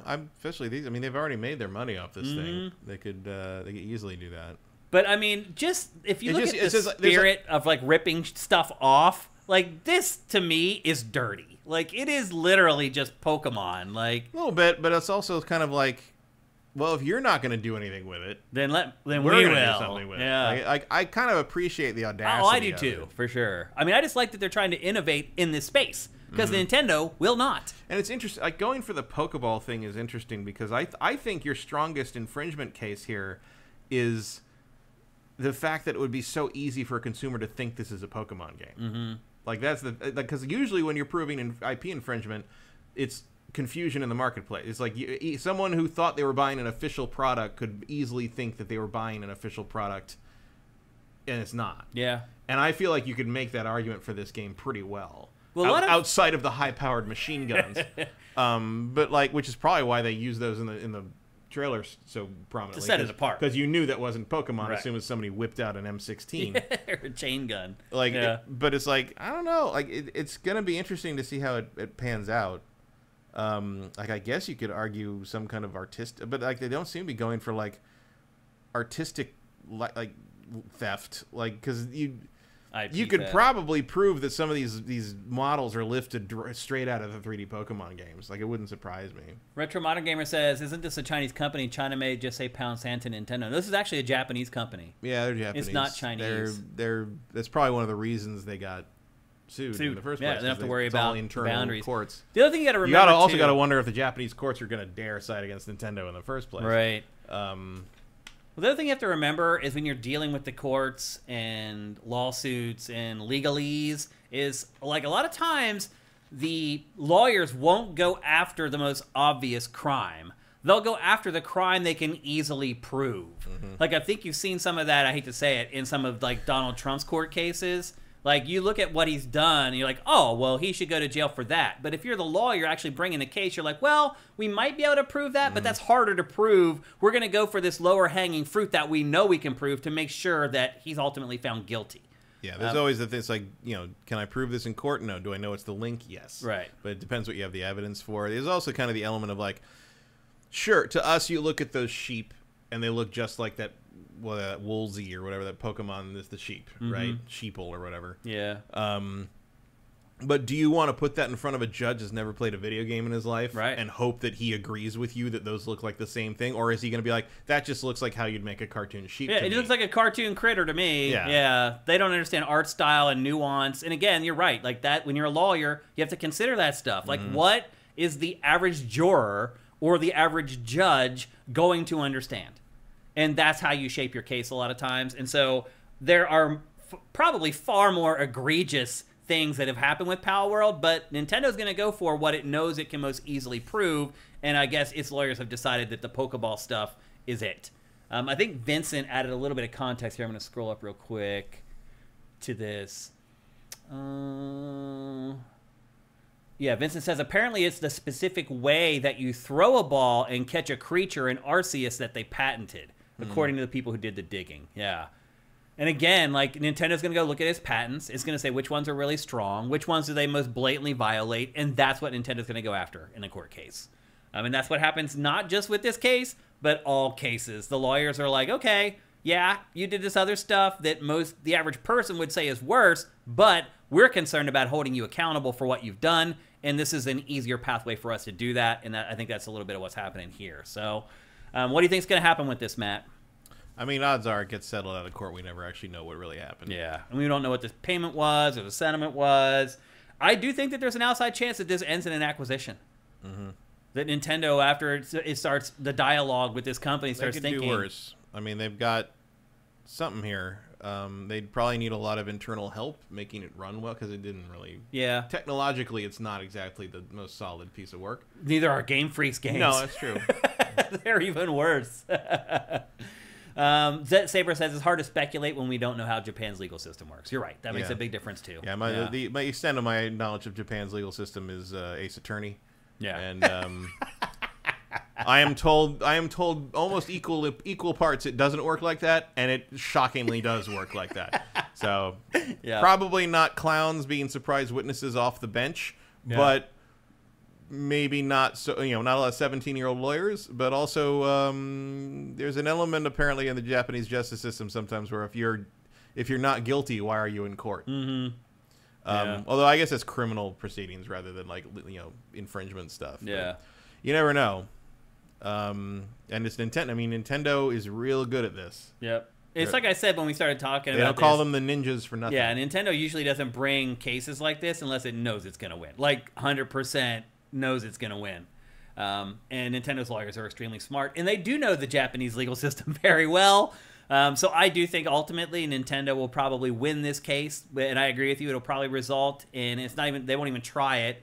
That will result in an out-of-court settlement, and then we'll see what happens as far as like, is there a Palworld 2, and do they change how they throw the Pokeballs or the capture? I mean, in the case of this, I think they would have to change it in this. You would have to update this game. Oh, for sure. But then what do you do with the sequel? Like, do you have a Palworld 2? And if you do, what changes do you make to it to make it, pass legal muster? So it'll be interesting to watch. And I don't think it'll take all that long either. I mean, most settlements, like once the case is filed within a month or two, like you figured it out whether it's going to settle or not. And either the settlement happens or it goes to court. And if it does go to court, this is going to drag on for years and years. And to my point earlier about what happens with Palworld 2, chances are they probably pause development on it or drastically alter the game in some way to make sure that there's no low-hanging legal fruit for Nintendo to latch onto next time. And then they announce Palworld 2 Pocket Monoliths. Right. Yeah. And they'll probably have a new capture device, a new way of collecting the creatures. I mean, you might just need to change them to, like, pyramids. Yeah. You're maybe right. It may be something that simple. It just can't be a ball. Or like a button combination when you catch them. Yeah, or I'd actually prefer that to random percentages. Yeah, me too. Or some weird looking device that you throw onto the ground that sucks them up. Like it could be like a ghost trap would be fine. Yep, you wouldn't have a problem with that. Yeah.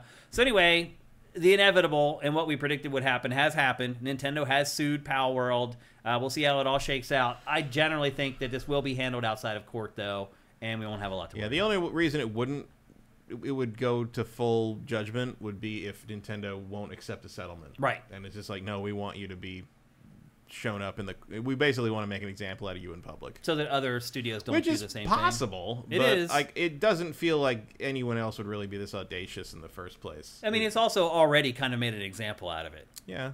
Just by filing the suit and making it through the news rounds. Those 10 million copies they sold will really teach them a lesson. This game has sold 35 million copies. Oh, is it? Yes. Wow.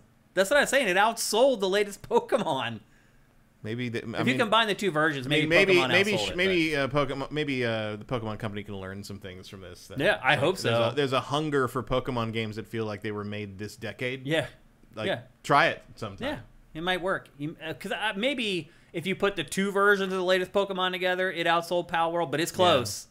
Like, I don't think you need to get rid of the mainline series and stop that from being a turn-based RPG like it always has been. You can still, but like, you should really be leaning a little harder into the Pokemon Legends thing and making those higher quality games. I agree. 1,000%. So there you go. That's the latest on Nintendo and Palworld. And apparently letting us create characters that don't have an ounce of body fat on them. Yeah. That's also a key. We were talking earlier about the Switch 2 and about how we have images of it for the first time. We showed you those. And then we wondered, well, does that mean that there's not going to be anything innovative about the Switch 2? Is it just going to be just like the Switch but more powerful? Well, Nintendo has filed a new patent this week, and people are trying to connect this patent to the Switch 2 because the patent for this device that Nintendo is patenting has a USB-C port on the top, and according to those CAD files, the Switch 2 has USB-C ports on both the top of the unit and the bottom of the unit. So people have connected it to this thing that Nintendo has patented, and here it is. It is a device that can detect both humans or animals in a room. I don't know how that does it. I don't know what kind of biometrics or whatever it's detecting, but it appears to be a device. It's about the size of like your AirPods case that has some kind of tech inside it that can detect like living creatures inside a given space. Luna is scratching at it, so maybe it's already working. That is hilarious that she went up and started scratching at it. What could this possibly be for? I don't know. It feels like Vitality Sensor 2. It does, doesn't it? It's like, what is it going to do? Like, harass you if no one's playing the Switch? Yeah, it's like, it feels like it's like a life sensor. Like, it senses life. It's like, shall we play a game? I don't know. Like, if the cat's in the room, it's going to be like, pop up like pictures of fish. Yeah. I'm like, what is can it tell the difference between an animal and a human? I don't know. And why? I don't know. Why do you want to know that? I mean, it can just tell by looking for legs. Like, if it's more than 2 legs, I don't know. 4 legs good, 2 legs bad. That's all my Switch knows. Now, to be fair, we have reported on a lot of Nintendo patents here on GameFace across the years and showed the schematics and the images that Nintendo filed with the patents. We've done this before. Most of it never comes to fruition, or if it does, it comes out in some kind of a weirder, like mutated form, or it's integrated into some other existing product. I don't see how that could happen here unless maybe they embed this technology into the Switch. I just don't understand from a video game perspective how this would be valuable. It's going to be the most advanced version of Nintendogs and cats you've ever seen. Yeah. I've had an idea for a mobile game. It's going to know if you fed your actual dog. Right. I mean, your dog is hungry. I'm like, this is too far. Or it will know if the pet is nearby. Yeah. I've had an idea the Nintendog will react to your real dog kind of thing. Maybe.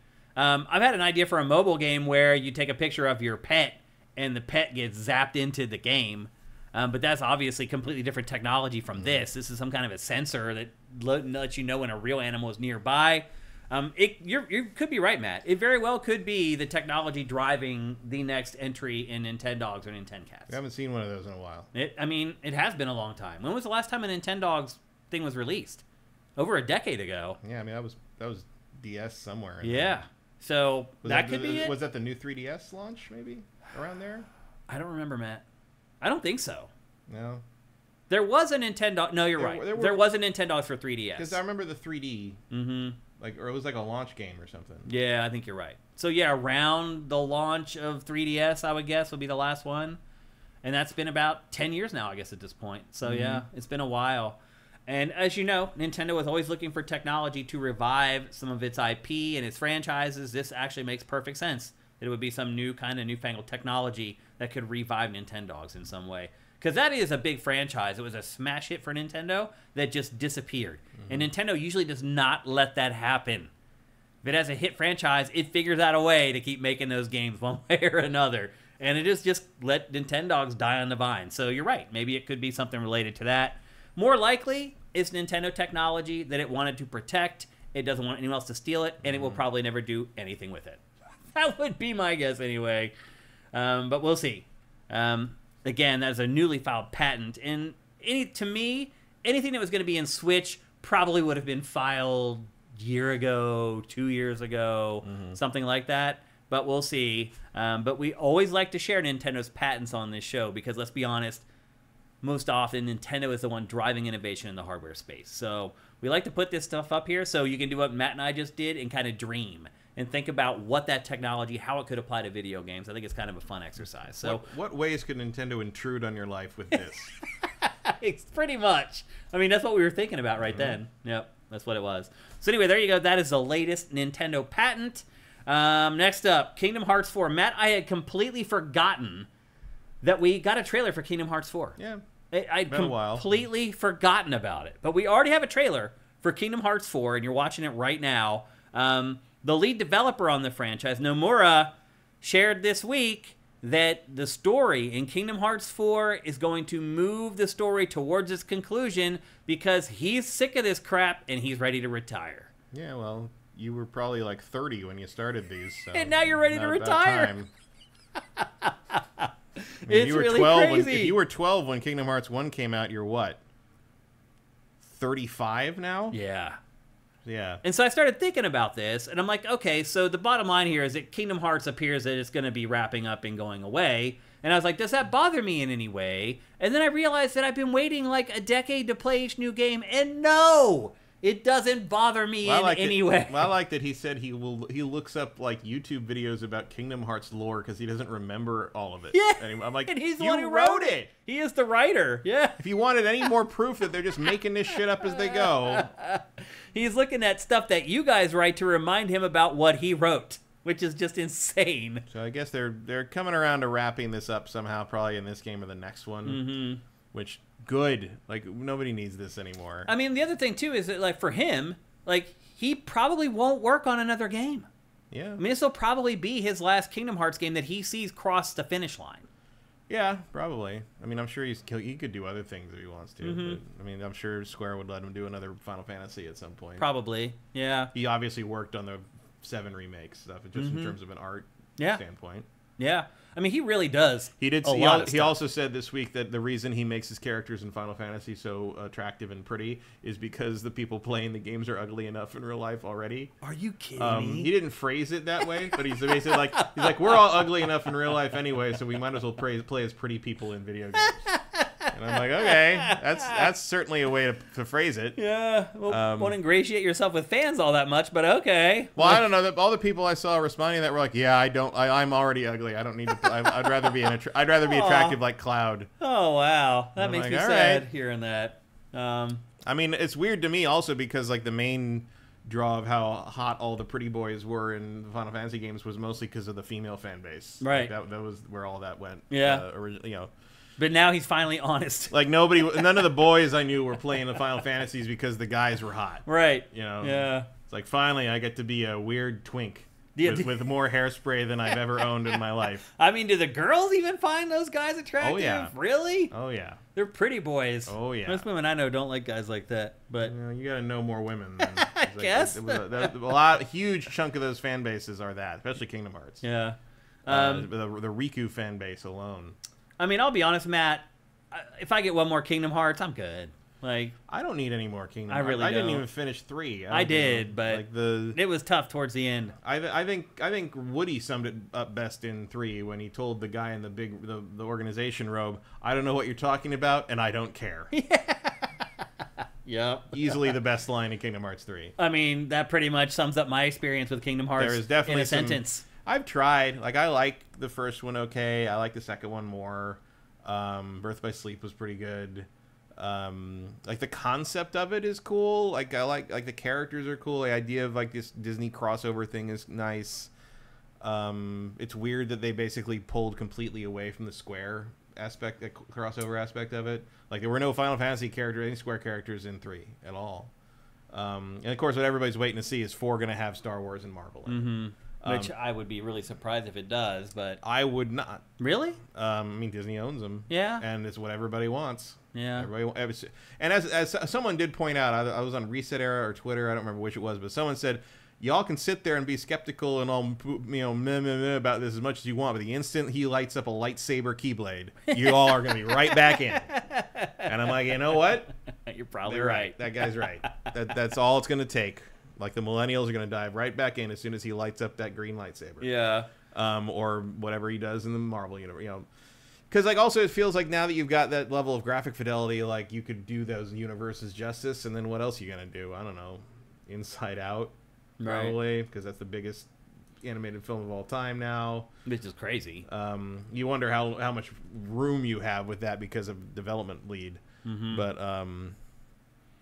I would like to see a Coco world. That's just me. I love that movie. I think the underworld and the afterlife and that would be cool. And they mention afterlife in this as like part of the thing. Like that would be a good tie-in. I feel players are less open to concepts that just don't make sense than they were back when this franchise launched.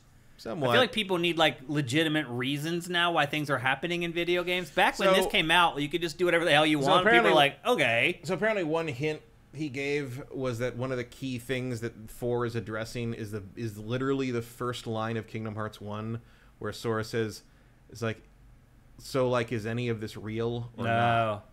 And so there's a possibility that the entire rest of the Kingdom Hearts series was a dream or a hallucination, the cheapest cop out or ever. like an or he's been reborn into another version of himself or something. You know, there's a lot of weird shit happening here. Because we've never seen a city like that before. No, you're right. He lived on a tropical island with parents that really didn't seem to care what he was doing on a day-to-day basis. You're right.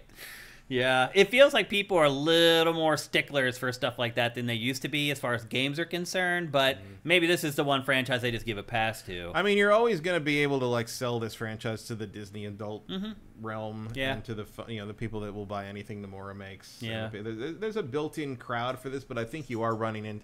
This thing doesn't. It would have a Final Fantasy problem because it's been so sporadic and it's so rooted in the time it came out. Because Final Fantasy, I think no one really talks about it, but I think one of Final Fantasy's problems is it's an older person's game. Like I think Square blew the Final Fantasy IP for the most part when they wasted 10 years on the Lightning stuff. I agree. And then nothing new came out for like a decade, and then Final Fantasy 15 was a wet fart. And even though they did fix it for the most part later, but that doesn't really get you anywhere unless it's an online game. And then 16, for whatever reason, didn't resonate, even though I thought it was good. And part of the reason it didn't resonate was every time I asked one of my friends' kids or my nephew, like they don't know what Final Fantasy is. They didn't grow up with it. It's like they said, it's an old man's game now. It's an old person's game. It's funny. It's a geriatric millennial interest is what it is now. And like that's... and Kingdom Hearts has the advantage where, like, Kingdom Hearts comes out about once every fucking college degree you can get, but it's got Disney characters in it. Yeah. Disney is timeless. Disney, it doesn't matter whether you've ever heard of Kingdom Hearts before. You're going to see some Disney thing in this. That you see like Donald Duck and Goofy. You're like, okay. And there you go. I get it. Yeah. Even though you won't get it. You think you'll get it. And then you start playing it, and you will not get it because it's completely crazy. Well, that's the thing is, like, some of it is, like, these weirdo storylines and the weirdo like pseudo intellectual sort of weaving JRPG storylines. They worked a lot better in text. Yeah. Like, and you can see that in the Final Fantasy remakes where they're trying. They've had to rework a lot of that to make it somehow play. As I always think of, I don't like Blade 2 very much, but I love the commentary on Blade 2's DVD. Because it's Guillermo del Toro talking very frankly about the flaws and issues he had making the movie. And at one point, and it was written by David S. Goyer, who is one of the OG comic book to movie adaptation guys, but also one of the less good ones. And at one point, I don't remember what the line is, but Guillermo del Toro says, "Oh, and here's another line that Dave Goyer thought a human being could say." And I always think of that when I'm playing like modern, like Final Fantasy VII remake and like things like Kingdom Hearts 3, where I'm just like, yeah, I could see that line working in a text, where you can make it make sense in your head, but someone reading it out loud just isn't gonna. That's why when you write scripts, you should always read them aloud before you send them to talent, because you just never know what certain words put together don't work. And that goes way back to like the first time they did that, which was Final Fantasy X. Like that laughing scene, if you did that in text, it's probably fine. Like my brain probably makes that work in my head just fine if I'm reading in text. But when you have actors try to act it out, it's ridiculous. And I know I was like, oh, the point is it's not supposed to be. I know what the point is. The execution is awful, and it takes you completely out of it. And I don't think there's a way to save that as an actor. Like, I think that was the best you could probably get out of that, and it probably should have been something different. Yeah. But because it's like the opera scene in Final Fantasy VI, a lot of that works because your brain makes it work. And I think if you did a big remake and did the full opera scene as a full real opera, I don't think it would have the same work effect. the same. I agree. Yeah. It's almost a different medium. Yeah.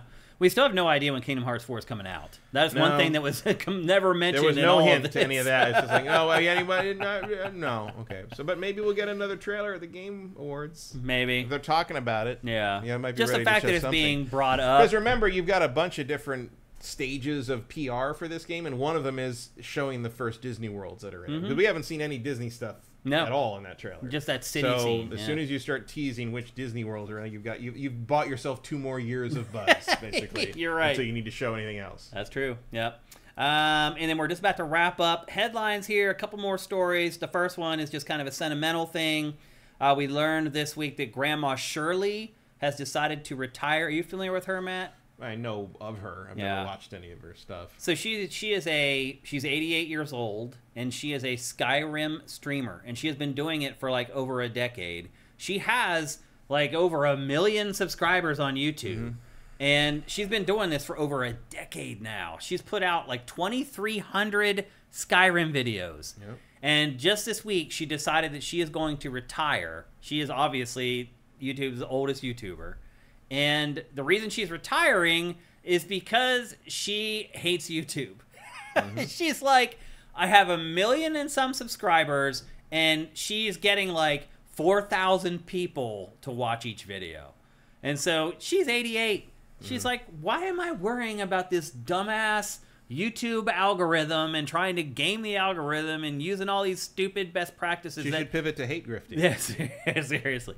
That never worked. And she's like, she's got to the point where she walked in, she looks at her PC and said, I don't want to do this anymore. Not today, Satan. And that was it.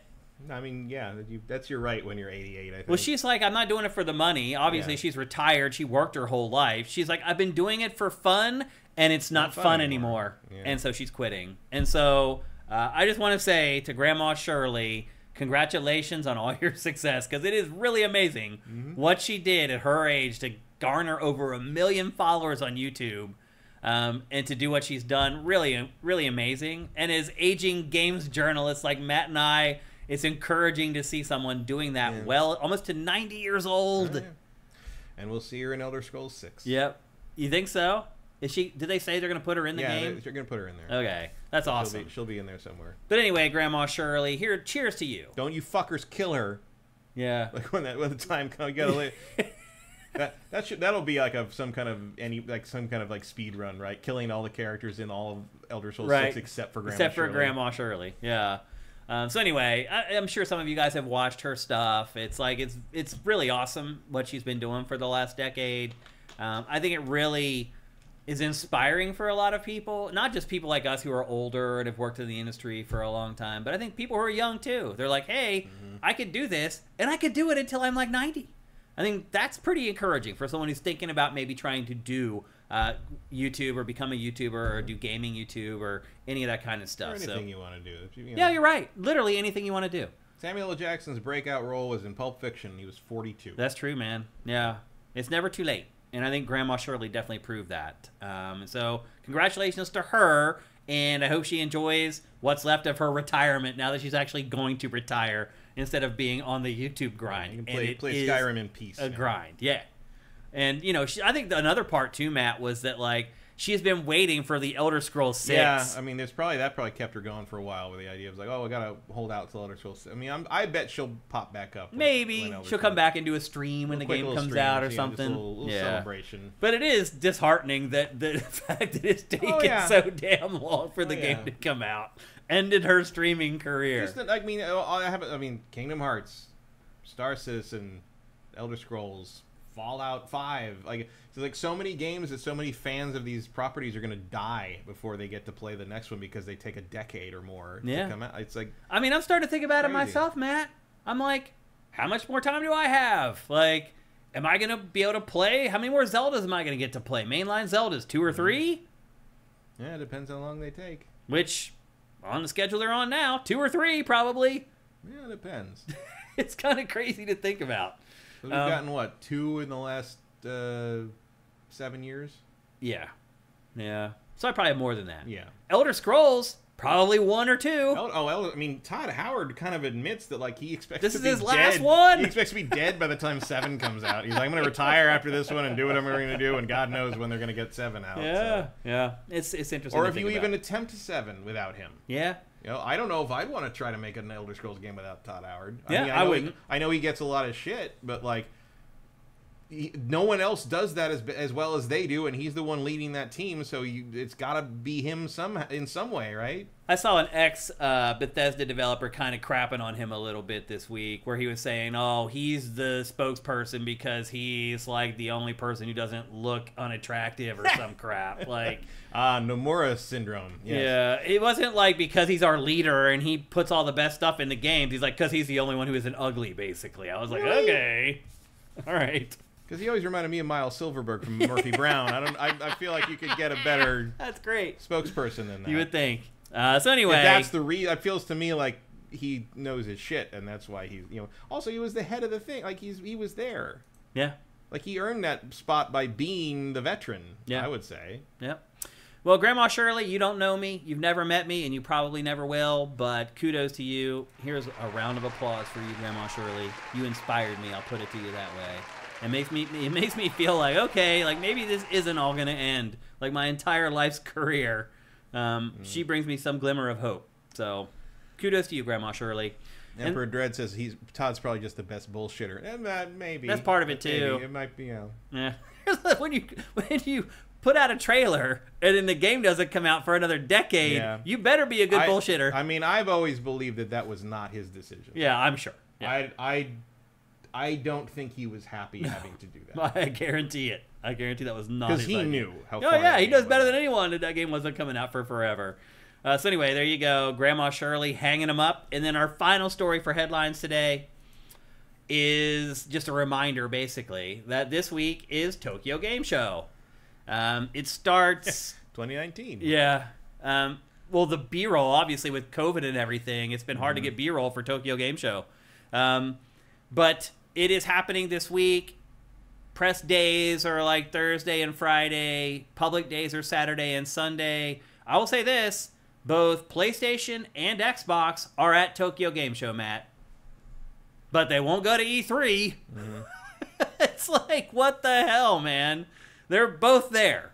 And just for a little bit of a preview, Xbox obviously is just going to promote all its stuff because it has a bunch of games finally coming out. PlayStation's big focus is going to be Death Stranding 2 on Saturday. There's a huge blowout with Kojima on stage. My guess is it's probably going to be, another big demo of the game, or they'll put out another 10-minute trailer for the game. But that's kind of the big focus for PlayStation at Tokyo Game Show. So we'll obviously be curating all the big stuff from the show like we always do at SIFTD.net. You don't need to go scrambling around YouTube or wherever else you go to get gaming content sometimes. Avengers. We will have everything there for you as it breaks in Japan. You want to run through the hall and scream at everybody, no, don't. Just keep in mind that everything happens at Tokyo Game Show overnight. Yeah. So, for example, like Xbox's first stream for Tokyo Game Show starts at 3 a.m. Pacific, 6 a.m. Eastern. So Friday or Thursday, I think. Thursday, yeah. So is that why Zelda comes out that day? Because it's the first day at TGS? I doubt it. I mean, Nintendo never goes to TGS ever. So it acts like it doesn't exist. Let's be honest, because it used to do its own Space World thing that it hasn't done now for a long time. Forever. Yeah. And I would like to see Space World come back.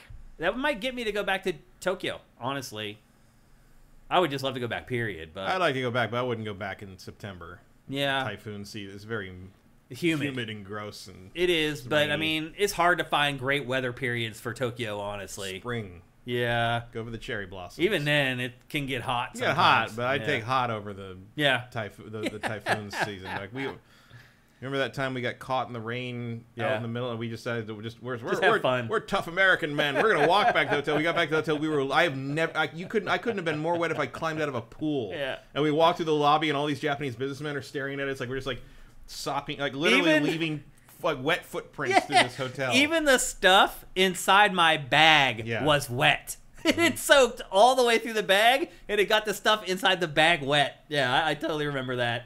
It's kind of a shame, Matt, that Tokyo Game Show is just so irrelevant now. Like, it's basically relegated to us talking about it on GameFace for like 3 minutes. Like, after the show, we'll probably show the new trailer for Death Stranding 2. We'll talk about how Microsoft, still nobody cares about Xbox in Japan, and we'll move on. And you could probably go back and rewind what we talked about for TGS last year, and we probably said the same exact stuff. It has just become a haven for mobile games for the most part. A fun place to go if you're a gamer in Tokyo, though, you know, for a couple days. The public days are still fun. The cosplay there is still amazing. Like, I would still go just to go.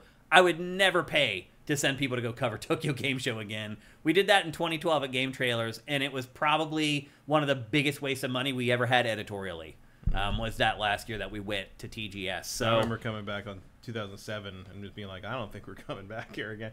And sure enough, like, we would send Ben Winter and Morgan for like 3 days, and that was it. Like, but we used to go for weeks. Yeah, we used to be there for 2 weeks, shooting whole episodes and blowing it out. The show did a whole thing. Like, that's where we found American Ninja Warrior comes from, like, those trips, like going there and finding like that meeting show. people and networking and all that. Yeah, it was a different world.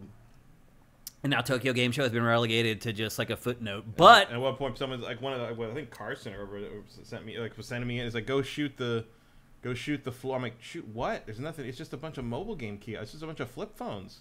Because it was 2007. The iPhone wasn't out yet. It was just like shoot B-roll. You're B-roll, like, what? Like, of Dokomoto or whatever. Yeah. Is that what it's called? Dokomoto? Dokomoto or Moko, yeah. It's something like that. It's like the whole hall now. Yeah. It's really crazy. So anyway, that's the skinny on Tokyo Game Show 2024. But again, like, just lean on us. We'll have all the hot stuff up at SIFTD.net. You don't need to go searching around for it or wasting your own precious time. That's what we're here for, and we'll have it all for you at SIFTD.net as it all breaks in Tokyo. Which actually, it's not even really in Tokyo, to be perfectly honest. But it is. That is Tokyo. Is it considered Tokyo? Tokyo is gigantic. I didn't know if it went out that far, though. Oh, it's kind of in the middle, actually. Is it? Like, Tokyo kind of encompasses the bay, and then down here, and then up here, and that's like right here. Wow. It's just kind of removed from everything. It's an hour trip from downtown Tokyo. But it takes something like 3 hours to cross Tokyo. Yeah, it's gigantic. You can't fathom it until you go up in a hotel and look out in the daytime and just realize that all you can see, for as far as your eye can see, is concrete and neon. Just, it's astounding. There's no other place like it. Nothing can beat it. There you go. Those are our headlines for GameFace episode 404. We're just about to start talking about the big topics for this week's episode. But before we do that, here's a word from our sponsor, LS Cream. LS Cream is a fine cream liqueur created by fellow gamer and sifter Stevens Charles. It's inspired by an ancestral recipe from Haiti called Cray Mass, and a double gold winner for its original taste at the New York Wine and Spirit International Competition. LS Cream can be enjoyed on the rocks or as a mixer for drinks with its rich blend of fresh cream and neutral grain spirits with notes of coconut, vanilla, cinnamon, and nutmeg. It's great in coffee or to make espresso martinis. To learn more, discover amazing drink recipes, or to track down your own bottle using a handy store locator, head to creamls.com/sifted. That's creamls.com/sifted. That's right, party people. Go to creamls.com/sifted and Cray Mass, Dadass. Matt, I actually got a message from someone this week that said that they have had problems finding it in Canada at times.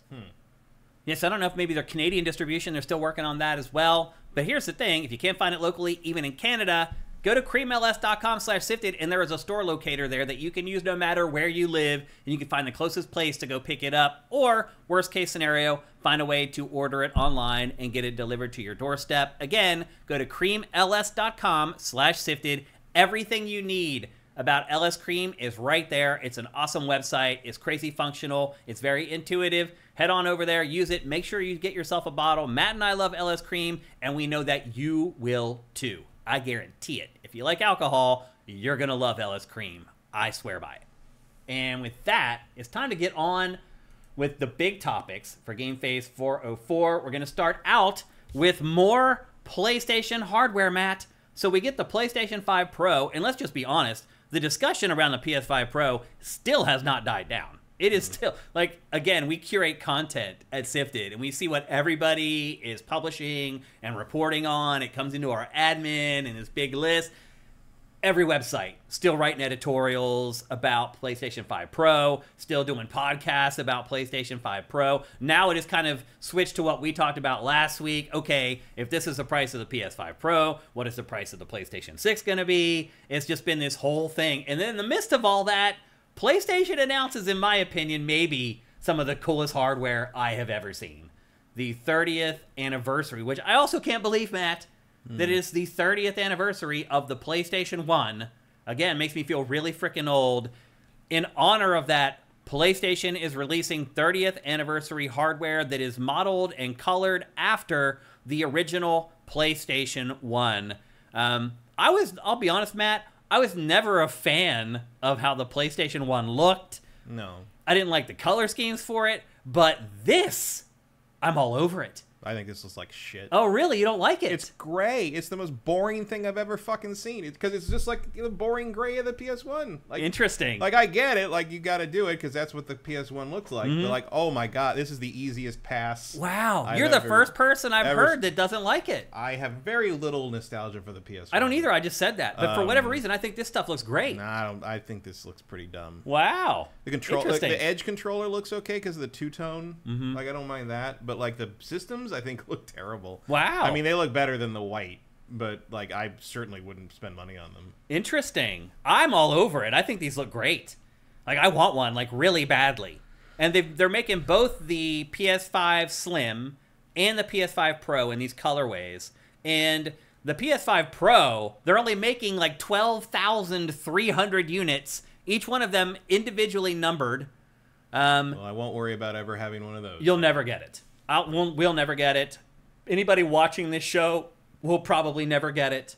I could try to call in my connections at PlayStation. I still wouldn't get it. No. The pre-orders go on sale, I believe, on the 26th. So in like a couple days. I'm going to try. And I saw someone in chat saying, buy it and flip it on eBay. I mean, that's a very viable strategy. Yeah. They have not announced... That'll pay for your Christmas shopping this year, that's for sure. Yeah. They have not announced the price of the PlayStation 5 Pro version of this yet. They have said that the Slim version will cost... Well, they haven't said. It's leaked. That the Slim version is going to cost $50 more than the usual PlayStation 5 Slim. I would assume same thing with the PS5 Pro. We already know, however, that's $700. Tack another $50 on top of that. That's $750. But look at this. This stuff is so cool. If you're a PlayStation fan, just the way that they've done, like, all the little accessories and the cords and the cables, like, it's like throwback but futuristic at the same time. It's got like those PlayStation cable ties. It's got that old school looking like cable that actually is not old school. It just looks that way.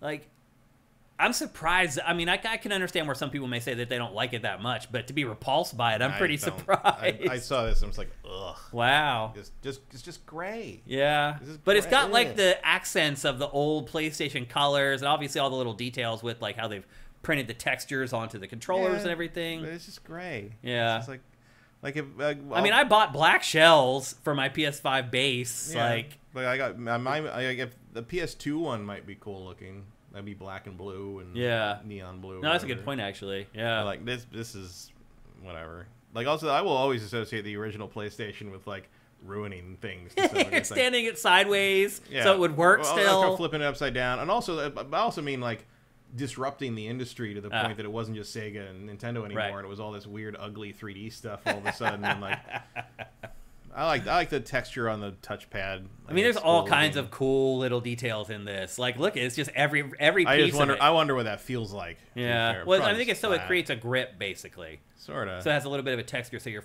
finger doesn't slide off of it. Draylock says, I heard that it comes with a basic and an edge controller, the limited run consoles. I haven't heard that, actually. Oh, that's going to be more like 900 then. Yeah. I mean, how much do you think this is going to be? The PS5 Pro one. The Pro version? A lot of people are saying $1,000. It could be. You could get away with that. They could get away with it. Especially because it's limited. Mm-hmm. I mean, I don't know. I mean, you're only selling 12,000, so there's enough rich people that'll buy them for that price, or enough scalpers who will want to flip them on eBay. That's probably the key. Like, you don't mind scalpers if your company is selling stuff like this. Right. How much is this going to sell on eBay for? Double. Yep. Probably whatever it is. Double price. Whatever it is, double. I think so as well. So if this thing ends up being 800, it's going to be 1,600. If it ends up being 1,000, it's going to be 2,000. And in 10 years, these things will be worth double that. I mean, it numbered. If they still work. 12,000, right? Numbered at only 12,000 units, the prices are gonna skyrocket. And so, yeah, if you can get one, it's a pretty good investment. Like, now I'm wondering, like, if I were to get one, would I keep it or would I sell it? I would probably sell it, just being honest. It would depend. Like, if I went to eBay and it was, like, worth 200 or 300 more than I paid, I'd keep it. If it is double, then I would sell it. The one thing I would say is that if you want a PS5 Pro and you could get this version, it will depreciate in value far less than a normal PS5 Pro. True. So when the time came to get a 6 or whatever is next, you'd be able to unload this for probably about what you paid for it, as opposed to half price or whatever you get for a normal PS5 Pro at that point. I mean, the PS5 Pro, you might be able to sell it at a profit enough to pay for your PS6. Yeah. Even if the PS6 is like $1,000. Yeah, you like that's the only thing I would say in terms of there's not going to be much depreciation on this one. No. If you can get your hands on one by paying normal retail, not paying scalper prices, but if you can if you can manage to get a pre-order on this, I feel like that would be a pretty good future-proofing in terms of spending your money later on another PlayStation. Because I feel like you'll be able to sell this because they're numbered and limited. I think even a used one would go for a fair amount of money. How do you feel about this stuff in general, where you put out a console? Palworld out today for PS5. Oh, wow. Just in time. Please buy our legal fees. That may have been a mistake, because now they're going to own Nintendo for all the sales on the PlayStation 5 as well. So basically a shadow drop of Palworld on PlayStation today. Yep. How do you feel about these in general, Matt, where you put out a console basically with the specific idea that we're not going to make enough for demand? I mean, if it's an anniversary, sure, yeah, whatever. It's an anniversary thing. Nobody needs this. It's for, enthusiasts. Because they did the 25th anniversary PS4, and I wanted that too. That looked really sharp as well. That was another easy. The gray is just not very interesting to me. Again, theoretically, I might get this just if I was able to get a pre-order easily. I would maybe think about it because, again, it'll hold its value. But I don't think it looks very good. Yeah, I like the look of it for sure.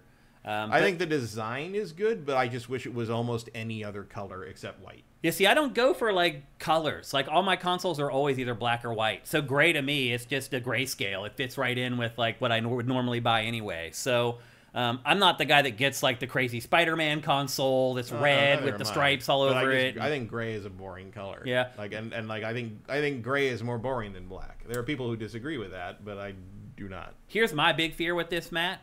And if you watch any of the YouTubers that fix broken old consoles or whatever, you probably thought about it too, is that gray turns yellow. That's true. Eventually the plastic yellows. And there is stuff that you can do. If you watch these console rehabbers on YouTube, they do this weird thing where they put the shell, I think it's in hydrogen peroxide. It's a peroxide and water mix, yeah. Water mix. Believe me, I'm familiar with yellowing Transformers. Yeah, and then old Transformers turn yellow. And then they put black lights in there, and they leave them in for overnight, and you come back the next day, and the yellowing's gone. Now the yellowing does happen again. Faster. It comes back faster, right? Yeah. But you can do it. You can make it unyellow long enough to sell it. You can de-yellow Jetfire long enough to sell him.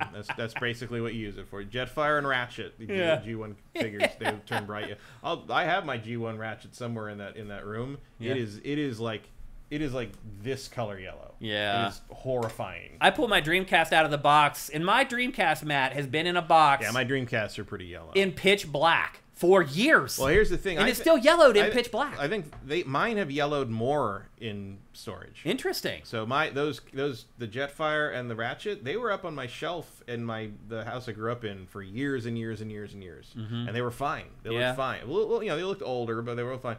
And I packed them all up in bins when it came time to move out of that house.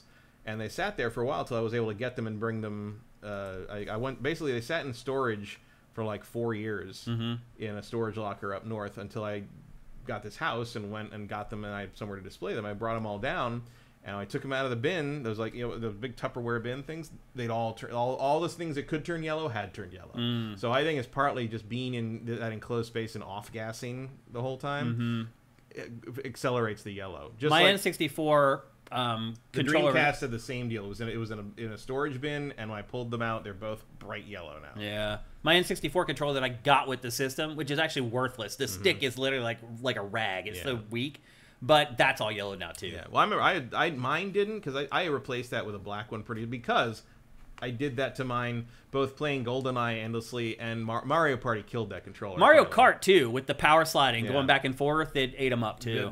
So I replaced it with a black one. That black one still works. A black one I still have, but a lot of my friends that had the original gray ones, by the end of the N64's life, they were already yellow. Yeah.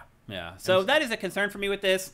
And look, it is a little skeevy to me that any platform holder puts out 12,000 consoles knowing exactly what it's going to do.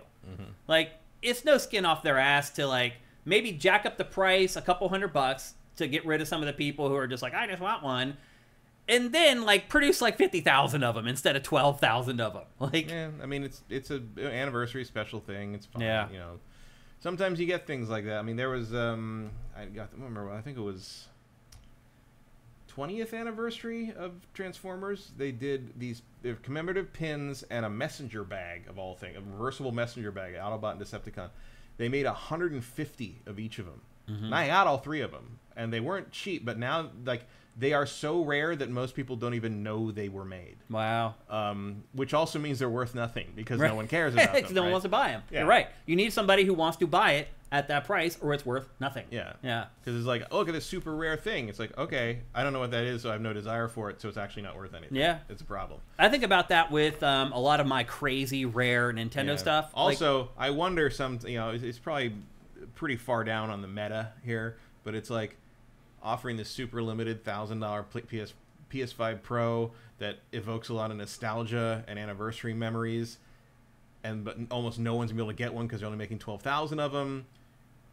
And then you're like, oh, well, it seems like a deal now that I can easily get a $700 regular PS5 Pro. It almost makes this PS5 Pro look cheap in comparison and easy to get. It's like, oh, it's a treat to be able to give you $700 now, Sony. I mean, it is crazy that they announced the Pro, and then, like, 2 weeks later, they announced this. I am stunned this didn't leak. Yeah, I know. Because it's also obvious. It's like everybody should have known the anniversary was coming up. Yeah. Like at the very least, like the controller pictures. Yeah. Like I'm stunned that like none of that, at least that I saw. The controllers, I think they're making tons of them. So a lot of people are really hyped about the controllers. Are really the better bet on that. I mean, if you're gonna mass produce any of these things, the controllers are the ones. Yeah. Yep. Easily. So there you go. That is the PlayStation 30th anniversary hardware. If you want one, again, pre-orders go up on the 26th. You better be on it or you're going to have no chance. And I mean on it. Like, you better start, like, downloading bots right now to try to get that thing. Like, start stretching your clicker finger. Yeah, right now. Seriously. Yep. But again, we don't know the price of it yet, but pre-orders go on sale here in a couple of days. So the price is a lot. I'm gonna say that's a good way to put it. Yep. So anyway, good luck getting it. I'm going to try to get one. I think we'll all share our stories together of us all trying to get them and see how it all works out. Okay, before we move on to our next topic, here's a word from our sponsor, the Lands of Hyberian. Welcome to the Lands of Hyberian, an old-school turn-based RPG with a point-and-click adventure vibe. It's under development by Sifter Hussein Stealthy Zaban. He's trying to finish his first ever video game, but he needs your help. The game currently includes around 4 hours of content, complete with 49 achievements, but his goal is to improve what he's already created and add another 2 hours before it's complete. Right now, as part of this special promotion, you can purchase this game for just $1. That goes towards things like trading cards, replacing AI art, voice acting, and the soundtrack. While it's certainly not required, Stealthy is hoping you'll provide as much feedback as possible to make this the first video game truly crafted by the Sifted community. There's work to be done, but Sifted Army, let's band together and try to make the best game possible. It's in Steam Early Access right now, and you can find a link to its product page in the description below, or just search for The Lands of Hyberian on Steam. Let's do this! That's right, people. If you've ever wanted to work in video game development without having to do all the heavy lifting, this is your chance. Sifter Stealthy, and you can DM him on SIFTD just at Stealthy, spell it exactly how you think. He's done all the hard work. He's got it up off the ground. He's got the framework of the game there. He's basically established a genre as a dungeon crawler. Now you guys can come in and really make it something special with him. I really think it would be awesome if our community banded together and helped Stealthy finish his first ever video game. Again, DM him at SIFTD, at Stealthy. Let him know that you want to jump in and help him work on the project, and I know we'd appreciate it very much. And the first thing you should do before you contact him is head to Steam, search for The Lands of Hyberian, and then buy it for $1. It's only $1. So you can kind of get a lay of the land as far as how the game is working, the stuff that needs to be done to it, and then connect with Stealthy, give him some feedback, let him know what you're thinking, and help him finish his game, and help him make one of his dreams come alive. Again, search for The Lands of Hyberian. That's Hyberian. Next up, we're going to talk about our first game in this week's episode, and that game is Dead Rising Deluxe Remaster. Matt, one thing I realized when I started working on this, I did a search of my hard drive, and I discovered that I had written a preview for the original Dead Rising in 2006, and I did not review it until years later when it came out for the Wii, and then I reviewed it for the Wii. No, if you can call that right the same game. It was very interesting. This is the first time I've done this with a remaster or a remake, where I actually took the time to go back and look at the stuff that I had written about this game. I mean, now it's like 18 years ago. It's really crazy. I still have those files on my hard drive also after all this time. And it actually was a very good way to build a framework for how to talk about this deluxe remaster that's available for PC, PS5, PS4, Xbox Series, and Xbox One. No Switch version, even though at one point in time it ran on the Wii. Figure that one out. So anyway, it did provide a good kind of bar for me to use to measure all the changes that have been made to this, because it helped me remember all the things that bothered me about the game when it first came out, and then I could play this one to see what they have fixed or what they have not fixed. And Matt, I guess the first thing I would say is that this also, by the way, this is not the first remaster of this game. There was an HD remaster, was that like 7 years ago? Something like that. 5 maybe? Last gen sometime. Yeah. There's been a lot of improvements made to this game since it launched way back in the early aughts, and a lot of that was fixed in the other HD rework that they've already done, but they did make some changes to this one as well. For those of you who don't know anything about this game, and I could understand that because, again, it came out like almost 20 years ago, you are playing as a photojournalist who is basically investigating this outbreak that's been happening. You get to a shopping mall, you get dropped off there, you go in with your camera to get the scoop, and the helicopter pilot basically tells you, I'll be back in 72 hours. And so your objective is to go into the mall and get the scoop, get the story on what's been going on.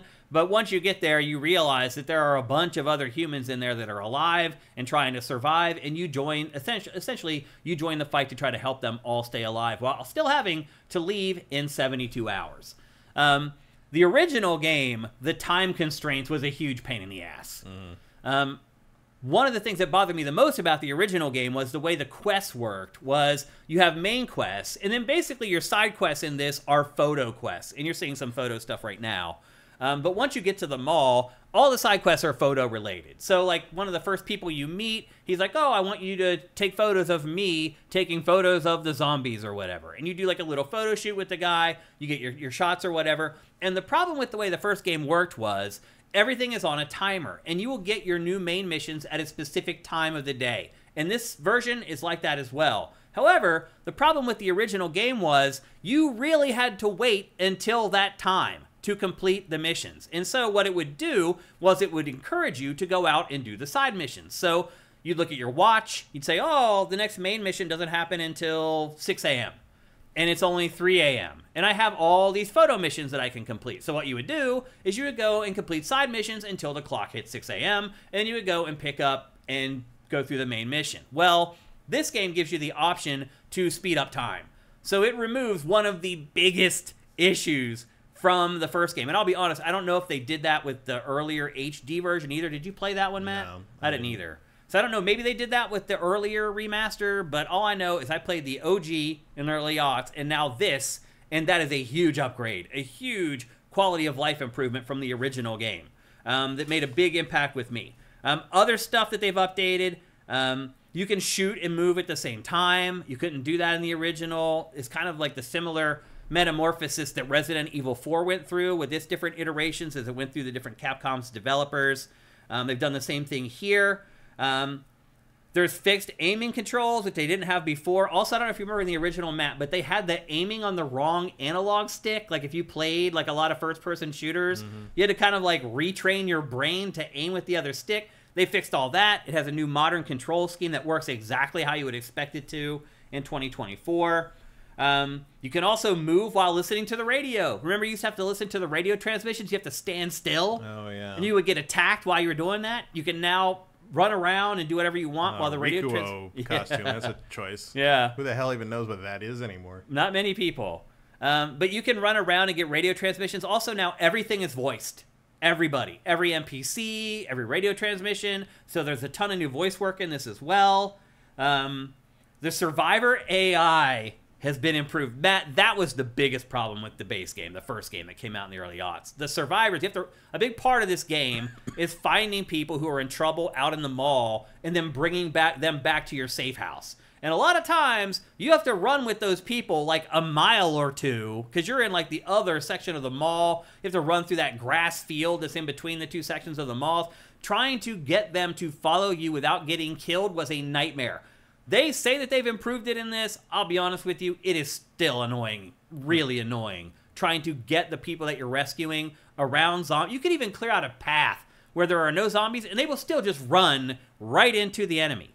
And I read a little interview about this, and they said that they did that on purpose. They're like, if we make them too smart, it takes all the tension out of the game. It's like, no, bro, it takes all the annoyance out of the game.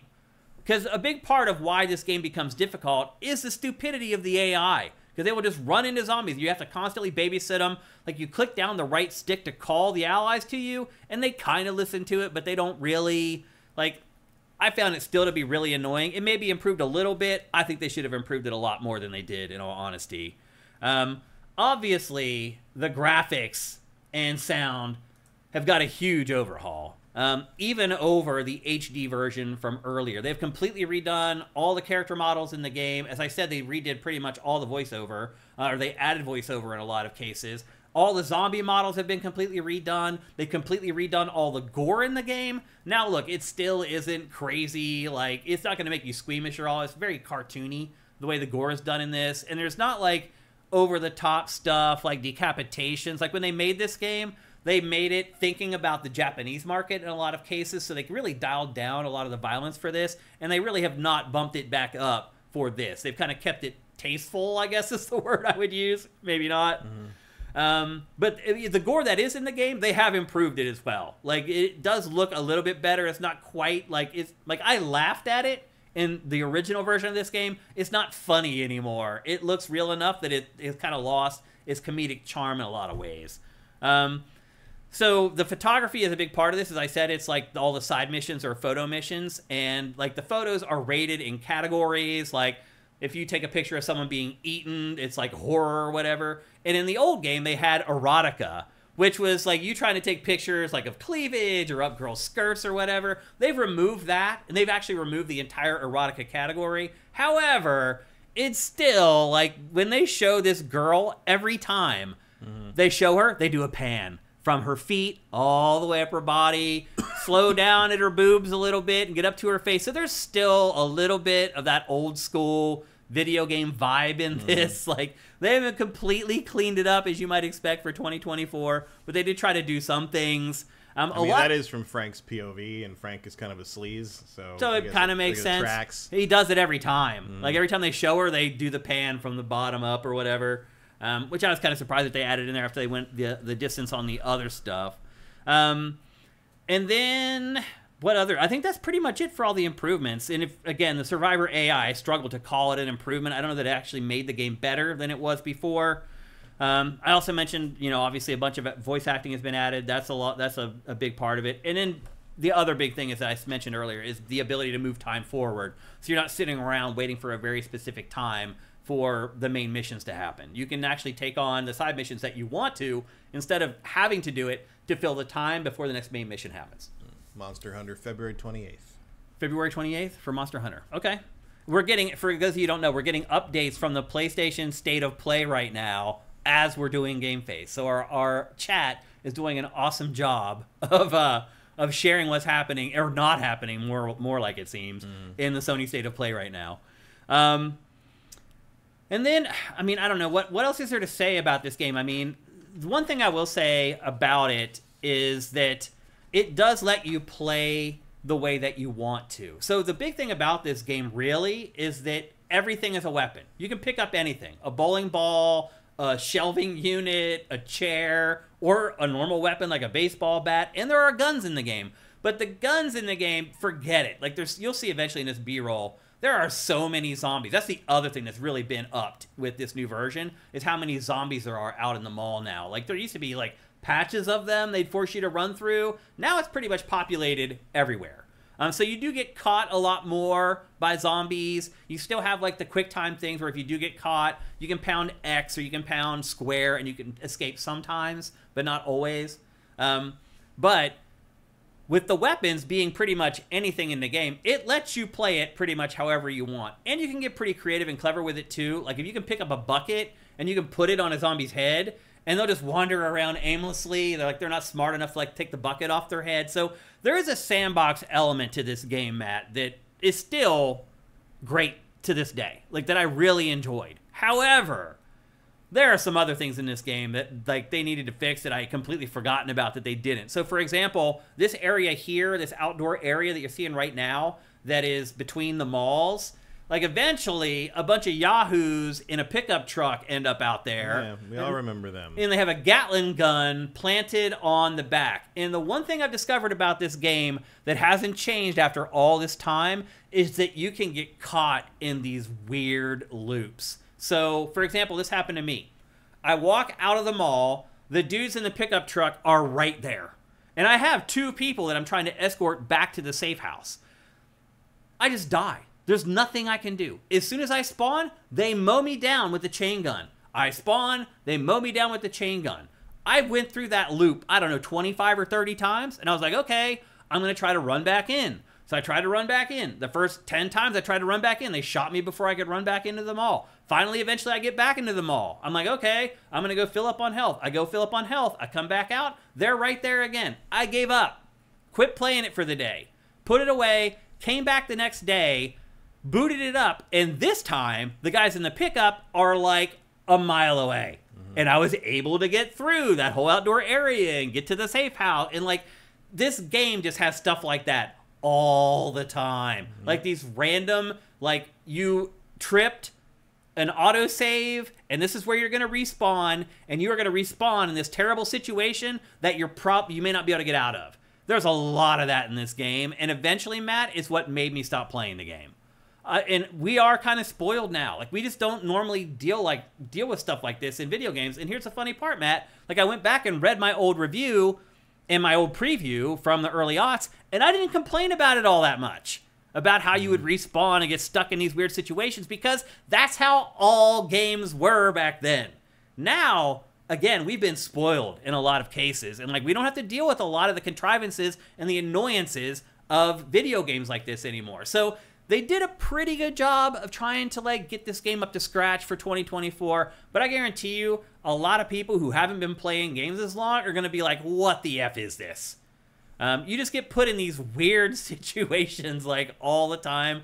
Like, and there's still other problems too, like the bosses would still get stuck on geometry. So you'd be in these awesome boss fights with these crazy characters, and they're just as crazy as they were back in 2000, whatever. But then they run and they get stuck on like a shelving unit and they're just running in place. Like, that happened in the original game. It still happens here.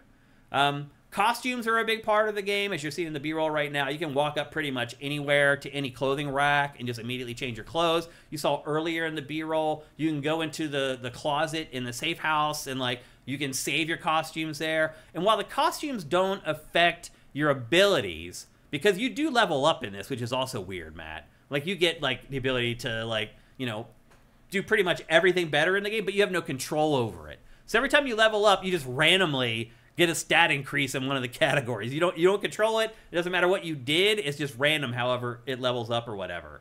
And so, in some ways, this game feels like it was ahead of its time in a lot of the stuff that it does. And then in other ways, it feels like it's way behind the times. And I don't feel like Capcom did enough to the stuff that felt behind the times. The AI pathfinding, bad. Following you, bad. The weird autosave stuff that can get you stuck in weird situations. Like, you just don't see stuff like that in games anymore. And if games do have it, they get dinged for it. So I feel like some people do give older games a pass for stuff like that in 2024. Like, I read the reviews for this. It's a couple outlets. Like, none of them mentioned a lot of this stuff. Like, it's just the way it was back then. Well, no, that's not the way it is now. So you need to review this game for 2024. Don't review it like we're still in 2008 or 2006 or whatever. It was annoying then, too. It was, like, yeah. I didn't... I finished it. My online group was trying to do all the achievements, and I never had the patience to get the lead 6 survivors at the same time, because you had to go through a particular way and fail this quest and let this quest happen and make sure all these quests happen at the same time, and then you could get 6 people to follow you around. But that had to be, you had to like lead them across the middle like 3 times back and forth to get things and hope that none of them got picked off by some random zombie.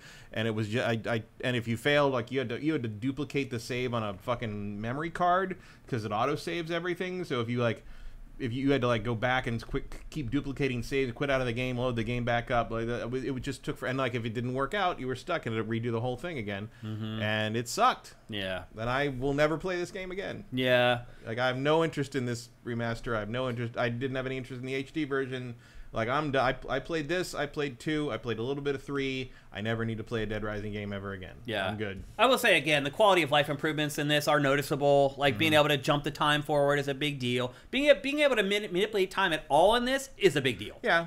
I mean, there was a lot of times when just standing around waiting. It was annoying sometimes. And God help you if you forgot what you're doing and you came back and it was too late now, and it's like you ruined your whole game. Like, it's just terrible. The other thing, too, is there's only really, like, 2 mission objectives in this. There's rescue the people, and there's go get the thing. Yeah. And that's pretty much it. And sometimes you fight a boss in the process. Yeah, you fight the boss here and there. Yeah. It's also the loading times in this, terrible.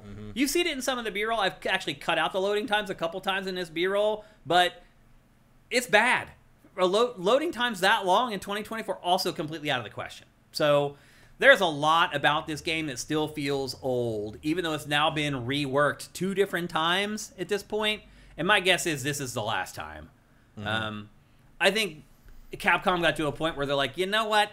This game isn't going to sell that well. We need to get to a point where we need to call it, basically. Where we're like, we can't spend any more time or money or resources on this game because it's only going to sell X number of units and it's not going to be worth it. So I realize a lot of people who are our patrons and who follow SIFTD are just as old as Matt and I, and you played this game when it first came out, but not all of you guys. And so I do think it's important for us to cover games like this for the people who are a little bit younger in our audience who did not play these games when they came out originally. And it is also our job to tell the tale of these games so you understand what they are. Because if you play a lot of modern games, there are just certain assumptions that you're going to have that, like, games just don't do that. This game does do some of that stuff where you're like, games don't do that. It still has some things in it that that date it, literally. So Ghost of Tsushima 2. Yeah. Good. Wait, they just showed it? Yeah. Oh, no. Oh, no. Oh, now I regret not going over. Ah! Visually looks exactly the same. Well, still, fine. More of the same is fine by me. On Dang. Well, that's great. That's awesome. That's good to hear. Dino Crisis coming to PlayStation Premium soon. Like the OG Dino Crisis. Yeah. Okay. They're not making a new one. No, it's a step. Yeah, well, they're acknowledging that it exists. Acknowledging it exists is something. Maybe we get a Regina bot in Astro, or is she already in that? I don't think is she? I don't know. I don't think she is. Yeah.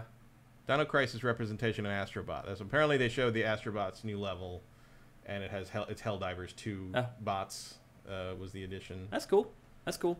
And then the final thing I'll say about this is the gameplay. They haven't done that much. Like, there's no, like, lock-on system. Everything's kind of automatic, but there's so many times where you, like, swing and just whiff. It's just like, you're either too far away or you're too close, and the animation won't work, so you get like all jammed up or whatever. Again, there are parts of this game that make it feel old, and I think most people who play this will realize very quickly that it wasn't made in 2024, that it is an older game. But I do think Capcom at a certain point had to just call it and say this is good enough, and I think it probably hit the sweet spot for the most part with that, as far as that's concerned. So this game is $50. It's available for PC, both PlayStations, both Xboxes, no Switch version. I would not buy this for $50. I think this is a $30 game at best. I don't know what Capcom's thinking trying to sell this thing for $50. There's a lot of contrivances still in this game, despite 2 reworks, remasters, remakes, whatever the hell you want to call them. They've worked on this game now 3 different times, and there are still really annoying parts about it. But at the same time, if you want to play through a video game that rips off Dawn of the Dead, here's your game. There really haven't been any other games that did that. I don't even know if a lot of people even realize. Ghosts of Yotei, it's called. Ghosts of Yotei? And you get a wolf. Subtitle. And you're a girl. You're a girl and you have a wolf sidekick? Nice. Awesome. Thanks for filling us in, chat. We can't watch, unfortunately, so we appreciate you guys giving us a skinny. And I'm guessing that was the end of the show. Yeah. I mean, it should be. That's how you finish it. So anyway, there you go. That is Dead Rising Deluxe Remaster, again available for PC, PlayStation, and Xbox for $50. I would wait until you can find this on a sale for around $30. It is a nice little nostalgia trip. I mean, I played that game to death at the time. My main memory is driving back and forth through that fucking tunnel to kill 100,000 zombies. Oh yeah. That achievement. It's a big ass shopping mall. It's like eating too much chocolate. It's just like, I'm done. Yeah. Yeah. It's also that kind of thing where it's like, are there really 100,000 people in this fucking tiny Colorado town at the mall? I got the endless zombies. There's the thing about the zombie apocalypse, like, you're gonna run out of people eventually. Yeah, you keep killing zombies. Yeah. Only so many people in the city. Yeah. You know? Yeah. In LA, that's a problem, obviously, but not like here. You think, town like 35,000 people, you're gonna burn through that population fast, especially you got like some survivors. Yeah. Yep. I don't know. So anyway, I'm here to just steer you clear of Dead Rising Deluxe Remaster. I do not think it's worth the asking price. Probably back in when it was originally launched, it was worth that money, but not in 2024. It's okay. kind of a next-gen showcase at the time, where it was like, look at all the zombies we can put on screen. And now, I mean, it puts like triple the number of zombies on screen at a time. So, yeah, they've made some improvements, but not enough, in my opinion. And with that, it's time for our Sneaker of the Week from New York Sneaker Society. What's up, everyone? Shane here, and one thing you may not realize about me is that I am a total sneakerhead. That's right. I've been collecting Nike sneakers since the early 90s. My favorites are Air Max 95 and Air Max 97. Now, one thing that's different about me from your typical sneakerhead is that I actually wear the sneakers. And because of that, they can get dirty. And that is where New York Sneaker Society comes in. Using their advanced shoe cleaning products, I turned an old pair of Nikes that looked like this into this. With their cleaning products, your sneaker life can go from a year to 5 or more. I know that. I have shoes that are like 30 years old that I still wear because I've cleaned them. You can also lower your carbon footprint, haha, by keeping your kicks looking fresh. For my daily drivers, I also appreciate New York Sneaker Society's Refresh Spray to keep them smelling great and staying crisp. Head to nysneakersociety.co/sifted to clean your shoes like a pro at home and get 10% off your order. That's right, that's nysneakersociety.co/sifted for 10% off. That's right, make sure you use that URL, that's nysneakersociety.co/sifted, because you don't get 10% off, you get 15% off. Here's something else I discovered about the amazing products at New York Sneaker Society. We are very lucky to be sponsored by great products, by the way, I should just add. I had an old pair of Airwalk boots where I had walked through the mud and brought them home and just threw them in the closet, and I think I just wrote them off. I was like, I'm never gonna wear these again. I don't want to clean the mud off of them. I pulled those out, man, and I again, I have one of the bigger kits, and that's where you get really the great savings with the discount as well. But I used that kit, and those Airwalk boots literally look brand new again. And I took them home with me when I went home over Labor Day, and left them at my mom's house, so when I go home for Christmas, when I need them, they will be there, and I won't have to ship them because when I go home for Christmas, my bag is much fuller because I'm there for longer. So I threw them in there. I had a bag that's half empty. Now they're at my mom's house. They look brand new, and I'll have my brand new boots to wear over the holidays when I'm back in Central PA. So it's not just for sneakers. It works for pretty much everything. In fact, I would probably even use some of their products to clean like my wife's like expensive purses and things like that. Any leather goods, New York Sneaker Society's products are great for cleaning them. Again, go to nysneakersociety.co/sifted. Get 15% off. Save those shoes that have been laying in your closet completely left for dead.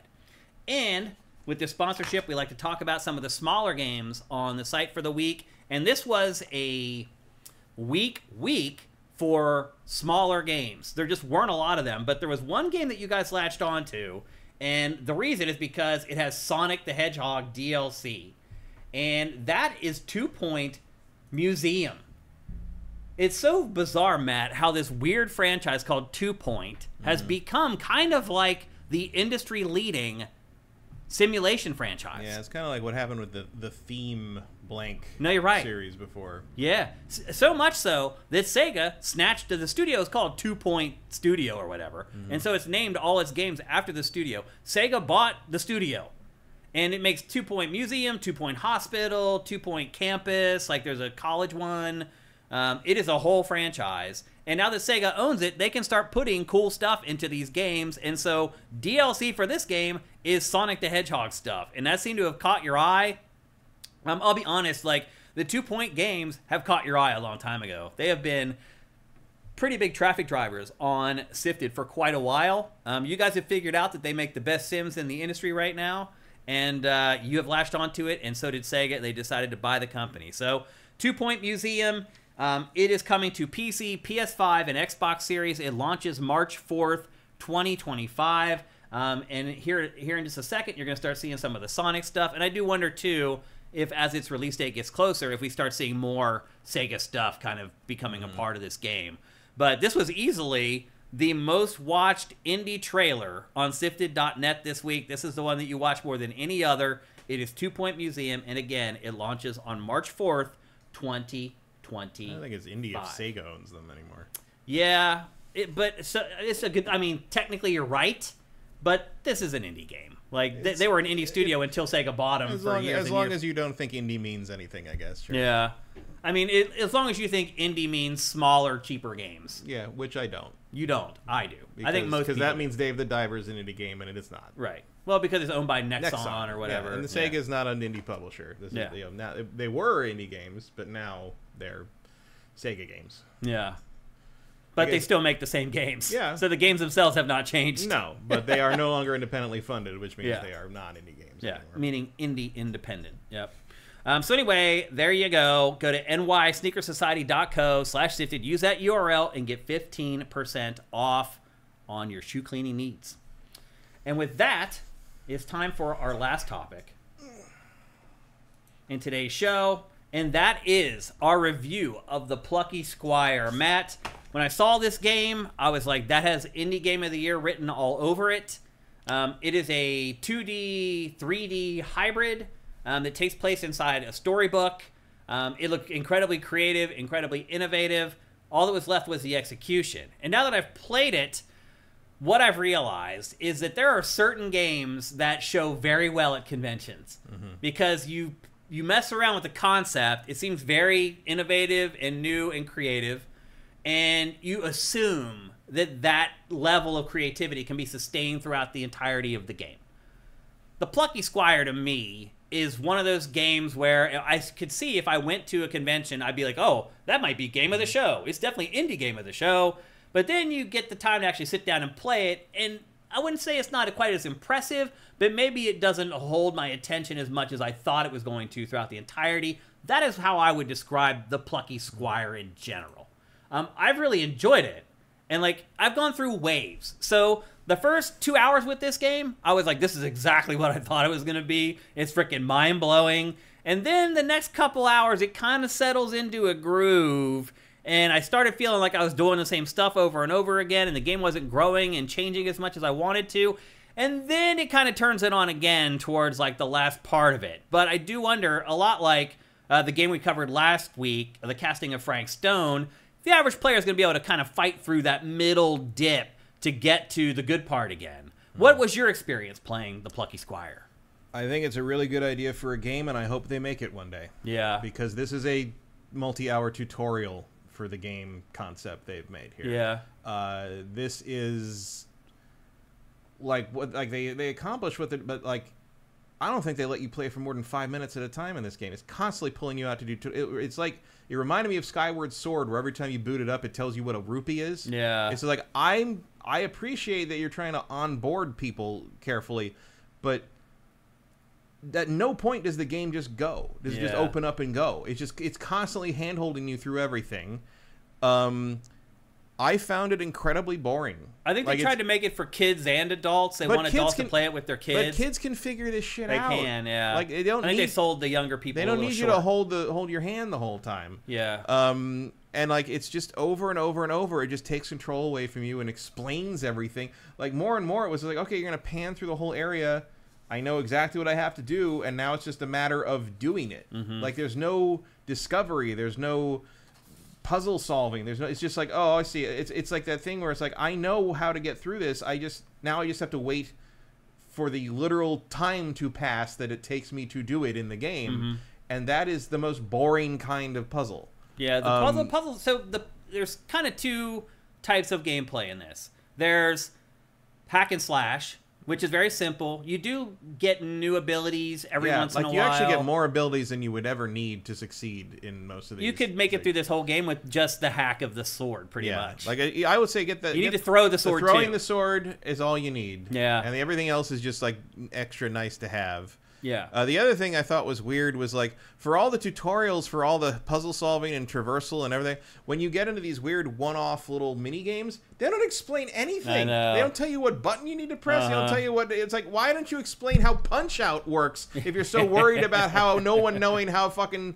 moving left and jumping, like the 2D platforming stuff, some of those is honestly insulting. It kind of is. If you're an adult, yeah. Even to your point, even kids though, I think would be like, I get it. I know how to do this stuff already. Yeah, and it's all very telegraphed, and it never feels like it. You know, I can go through some tutorial stuff if then you let me go and like let's start like playing with the building blocks you've put together and putting them together in new ideas, and it just never does that. Yeah, I mean, maybe it does it in the final chapter. I'm on the second to last chapter, and it took me a while because I kept drifting away from it. Like it's every chapter is an opportunity to go do something else, really. And it's like the art's great, the animation's great, the presentation's great, the transition from 2D to 3D is great. Like artistically and presentationally beyond the tutorial stuff, it's like pretty flawless. It's like, really incredible. In like some if you made regards, a TV show out of this, I would watch the shit out of it. Yeah. Especially if I had kids. Like it's a no-brainer. Like it does the meta thing without being too weird about it. Like it's got some clever ideas in terms of how that works. It has everybody kind of reacting to the fact that they all realize that their existence is a lie. That's some good stuff. But as a game, it just never gets going. Yeah. It's too easy. I feel like in general, both the combat and the puzzle solving are too easy. Especially if you're like gonna ape Zelda this much. Yeah. It's like, did you forget that Zelda's hard as nails? Like, and always has been? Right. Well, now they're not so much anymore. Not so much, but back like, then they were. Yeah. I mean, you talking about everyone I knew who had Zelda took them a year to finish it. Like, you just even with the cheat book that came with it. Yeah. You know? Well, that's why they put the cheat book. And like this is clever. Like you can pick up words and put them and change the reality of things. And there's a impressive number of like, you know, like there's a gate where it's like the gate is closed. And you're supposed to replace closed with open. And I just fuck around. I replaced closed with huge, and the gate got gigantic. It and it's like, it's very clever. Like it is cool how you can. But here's the thing. Like, but it doesn't matter. Yeah. It's just for fun. Yeah. Like the fake results like or there's whatever. nothing else you can do with most of them. I like that they put it in there. They went the extra mile to put the results in if you use the other words. But that is the two styles of gameplay are the hack and slash gameplay and then the puzzle solving, where you have sentences and you change the words inside the sentence to change them, which will then affect the world. Matt used the gate open or closed example that you just saw in the B-roll, but then there's also examples where it's like day or night, and it's like, oh, the bridge was blah, blah, blah at daytime. And you go and find nighttime. You put nighttime in the sentence, and then suddenly the whole world changes because it turns into nighttime, and all the enemies are in different places, and like that's how they build a lot of the puzzles. Is like you use the words, and then eventually they teach you how to get out of the book at will, and then you start going back and trying to find words and items in prior pages. So you venture through the book, and you go back like 3 pages to get a word that you need, and you come back to page 10, use the word in page 10, and unlock something, and then you go on to page 11. Like, that's kind of how the flow of the game works. And again, it is very clever at first. My first couple hours playing this game, I'm like, this might be the game of the forever. But then you keep playing and you realize that that's kind of all there is to the game. Like, there just isn't that much. And so the other part of it is that this game is a 2D, 3D hybrid. And it's like this whole thing where you break the fourth wall, where you can leave the book, but everybody else in the book can't, but they know that you can. And so while you're in 3D world looking at them in 2D, they're standing there wondering if you're watching them. They're like, is he watching us in this 2D world? Like, they break the fourth wall all over the place in this game, and I think that's pretty freaking cool. Like, the way that they do it, I think is pretty clever, consistently Yeah, it's clever. basically, it's taking a lot of cues from Flatland, the old book that Carl Sagan references in the original Cosmos. Yep. Where, you know, basically you're dealing with like 2D characters that can't see anything in 3D, and they do that pretty well. Like they address that rather well. Like there's a philosophy element in the undercurrent that is pretty well addressed, I think. The wizard is cool with it. Everybody else is sort of freaked out. Well, the wizard kicks you out. He's the one who actually kicks you out of the world first. Well, no, the necromancer does. The good wizard is also aware of I was thinking of the evil wizard. Moonbeard is your buddy. Who's a DJ, by the way. One of your first objectives is you go to get beeswax so he can press more records, which I thought this game started really, really strong. I was like, wow, like It took me a little while. It took me until I got out of the book and back into the book before I realized, like, oh, it's never going to stop. Yeah. Well, the like 3D dragging world, me around by my nose. The 3D world, I think, sucks. Yeah. It's not as fun as playing in a 2, because you lose a lot of the puzzle elements when you play in the 3D world. You also lose, like, the ability of going from one page to another, or turning the pages and going back to another page. Once you get out of the book, it's just like any other, and kind of honestly, a crappy 3D stealth game. That's the other thing. Stealth in the 3D world. With force stealth with the Beatles is terrible. It's awful. Just terrible. Yeah. The whole 3D element of this, I think, is bad compared to the book and the 2D stuff. Like, it's visually well done. Yeah. But the gameplay-wise, it just not good. Yeah, it fails. And so I am stunned by the scores this got. Just stunned. I've gone back and forth. When I first started playing it, I was like, oh, that 8.4 is way low. And then I got to the middle of the game, and I was like, oh, it's way too high. This game's a 6 for me. Yeah, I think that's too low. I don't. It's. I would if the game let me play it, I would rank it higher. But it never lets me get into anything. It never lets me play. I think it's a 7 or better for sure.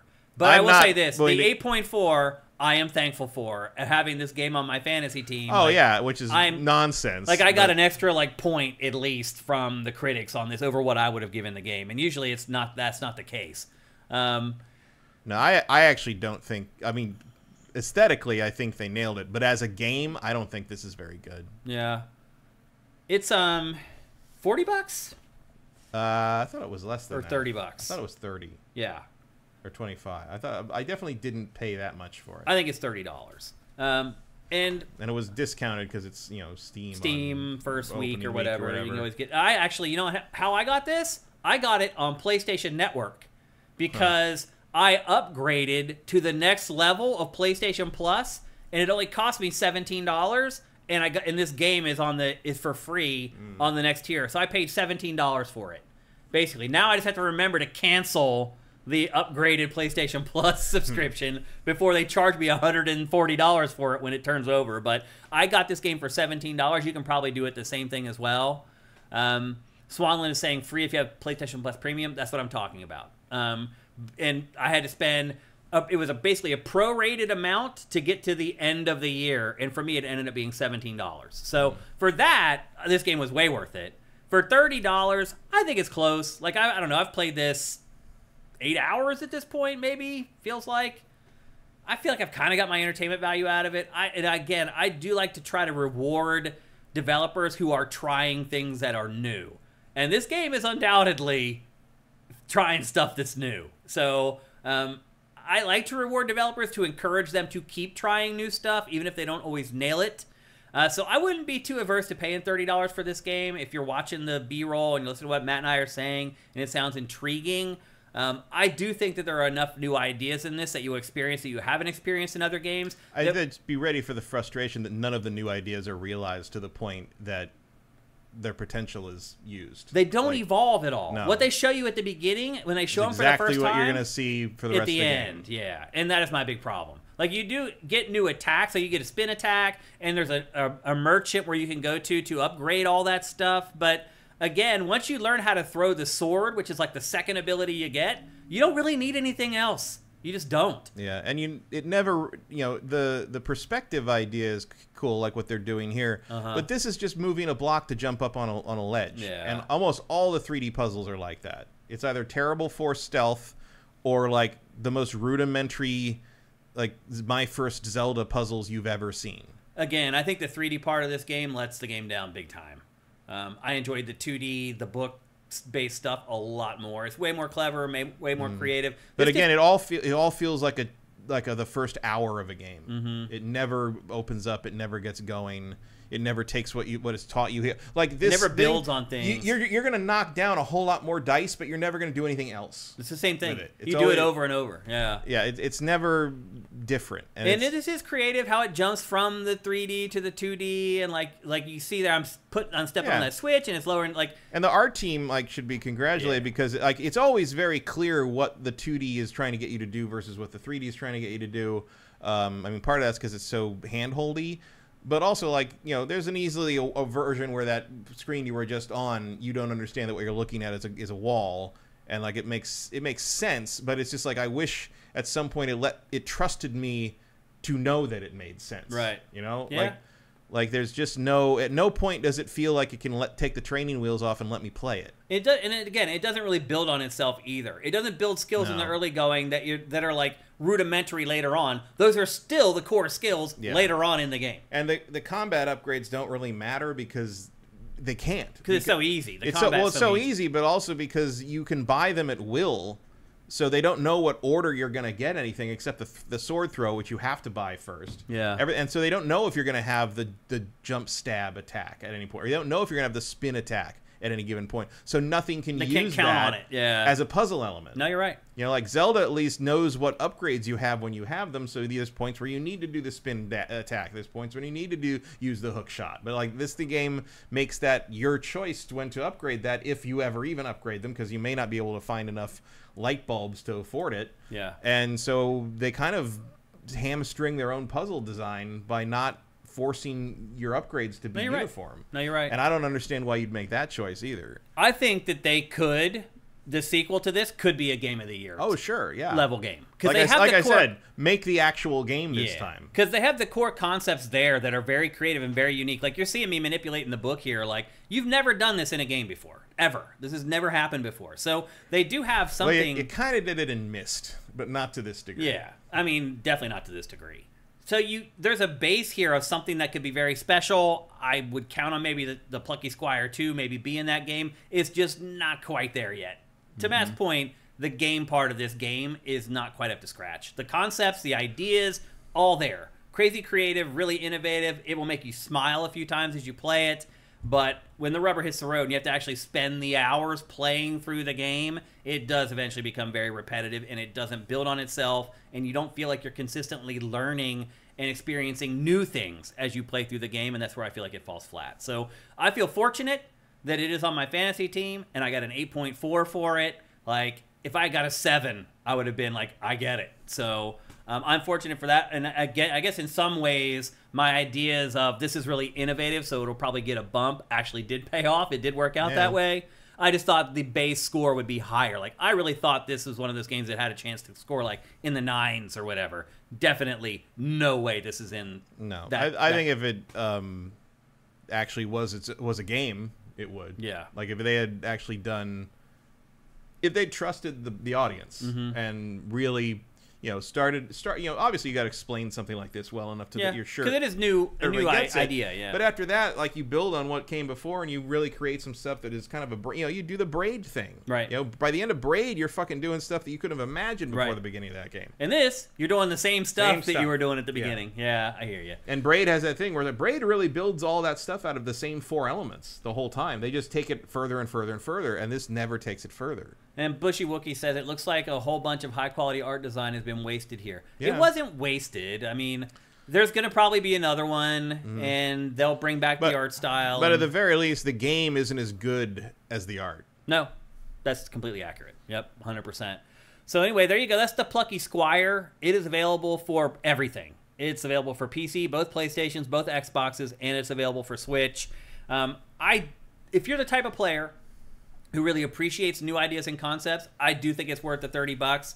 If you're a typical player who's just like, I like action RPGs, this kind of looks like Zelda, it's not worth the $30. No. It's really not. You have to be taken by the aesthetic on this. Yep. So there you go. That's the Plucky Squire. Again, it's available for everything. Someone did clarify in chat, it is $30 USD if you buy it outright. And again, if you're into innovative games, you want like to try out new stuff you haven't seen before, I would be okay buying it for $30. Everybody else, I would wait for like 15 or 20. Yeah, I would definitely wait on it. It's not fun. Like it's interesting, but it's not fun. Yeah.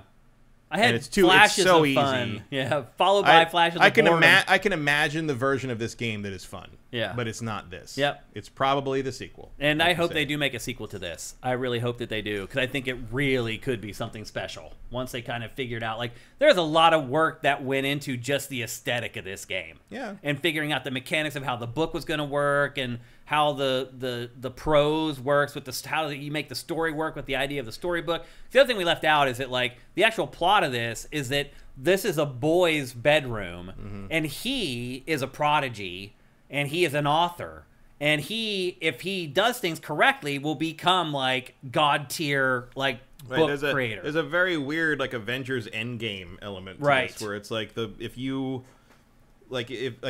the book, because you're basically part of a series of books, and if the kid no longer likes the books anymore because the wizard ruins them, the necromancer ruins them or whatever, like the series he'll ignore this. He won't read the books anymore, and he won't be inspired to become a comic artist, and he won't like change the world by being an amazing artist. Right. Yeah. Which at least is cool. It's a nice pro art, non AI premise. Yep. So anyway, this game does have some levels to it and some tiers to it, but ultimately, when the rubber hits the road and you're sitting down and you're playing it, it is a very simple action RPG with crappy stealth sections. Commander Fett says, "Would you play this with your kid?" I'm like, I think if like your kid's like 6 or 7, this is about right. Yeah, like it'd be a good one to play. Like my first Zelda is sort of what this is in a way. And it's harmless. There isn't even like really any adult innuendo in this or anything. No, not that I can It's completely benign. So you could totally play it with your kids and it wouldn't be a problem at all. Yeah. So I would recommend it, Commander Fett. It is actually as child friendly as it looks. Yeah. Like at no point does it become like the Plucky Squire. Yeah. Or something. That's hilarious. All right, so there you go. That's our review of the Plucky Squire. And with that, it is time for Name That Game.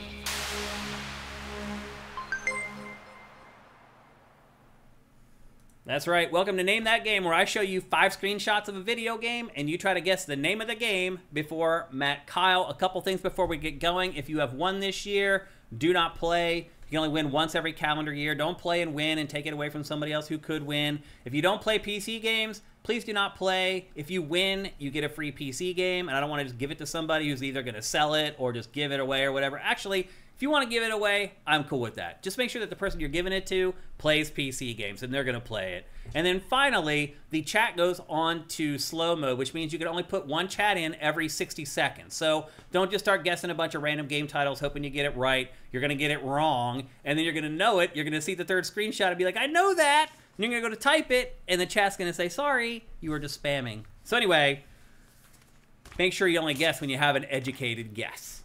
And with that, I think we're ready to go. Are you ready to go, Matt? Sure. All right.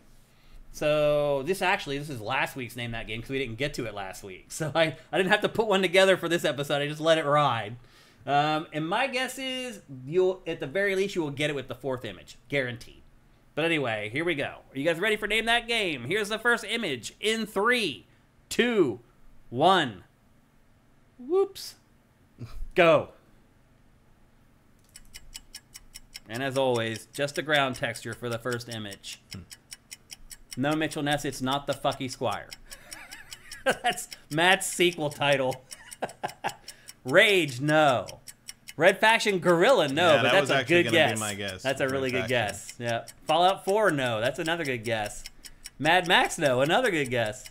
I shouldn't expect anything less from you guys.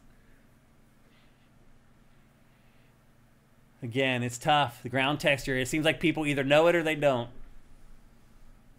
Any other guesses on that first image? In 3, 2, 1.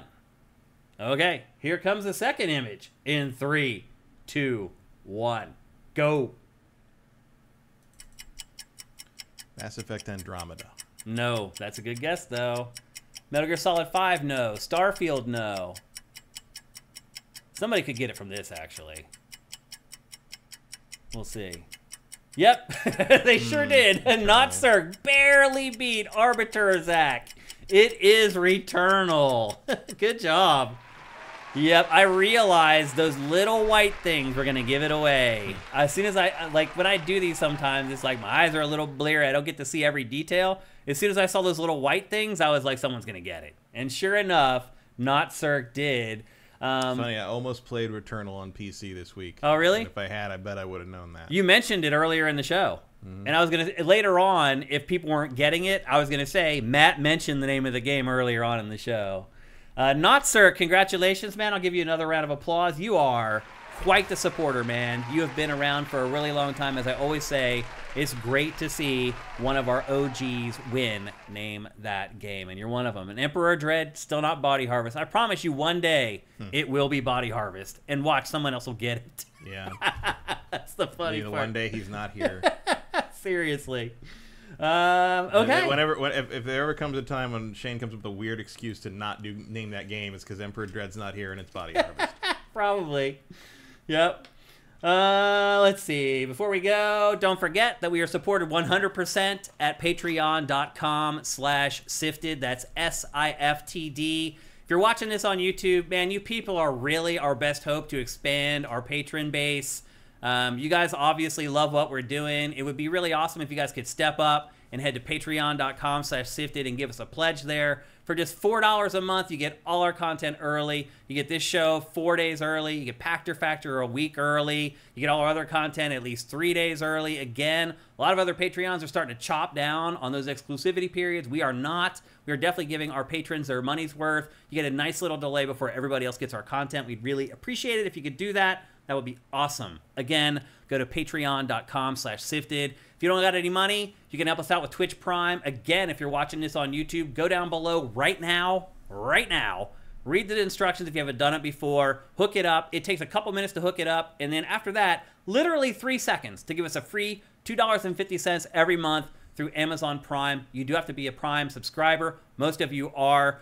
Amazon is charging you for it. You might as well give us that money instead of letting Amazon keep it. We would appreciate it very, very much. And if you don't have any money, you don't have Amazon Prime, just like the show. Just right now in the comment section say, GameFace is awesome. That's all you got to do.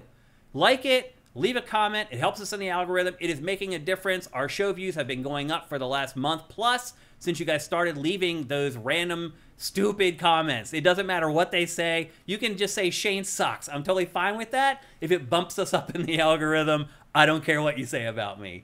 So anyway, much love to our chat. Thanks to chat today by keeping us in the loop on what was going on in the Sony State of Play. Finally showed Ghost of Tsushima 2. I'm surprised that they showed something that big in this thing, by the way. But it shows something. Yeah, they do. I guess you're right. Did they say the release date? No. No. That sucks. Well, it sounds like it was literally like a first teaser. Okay.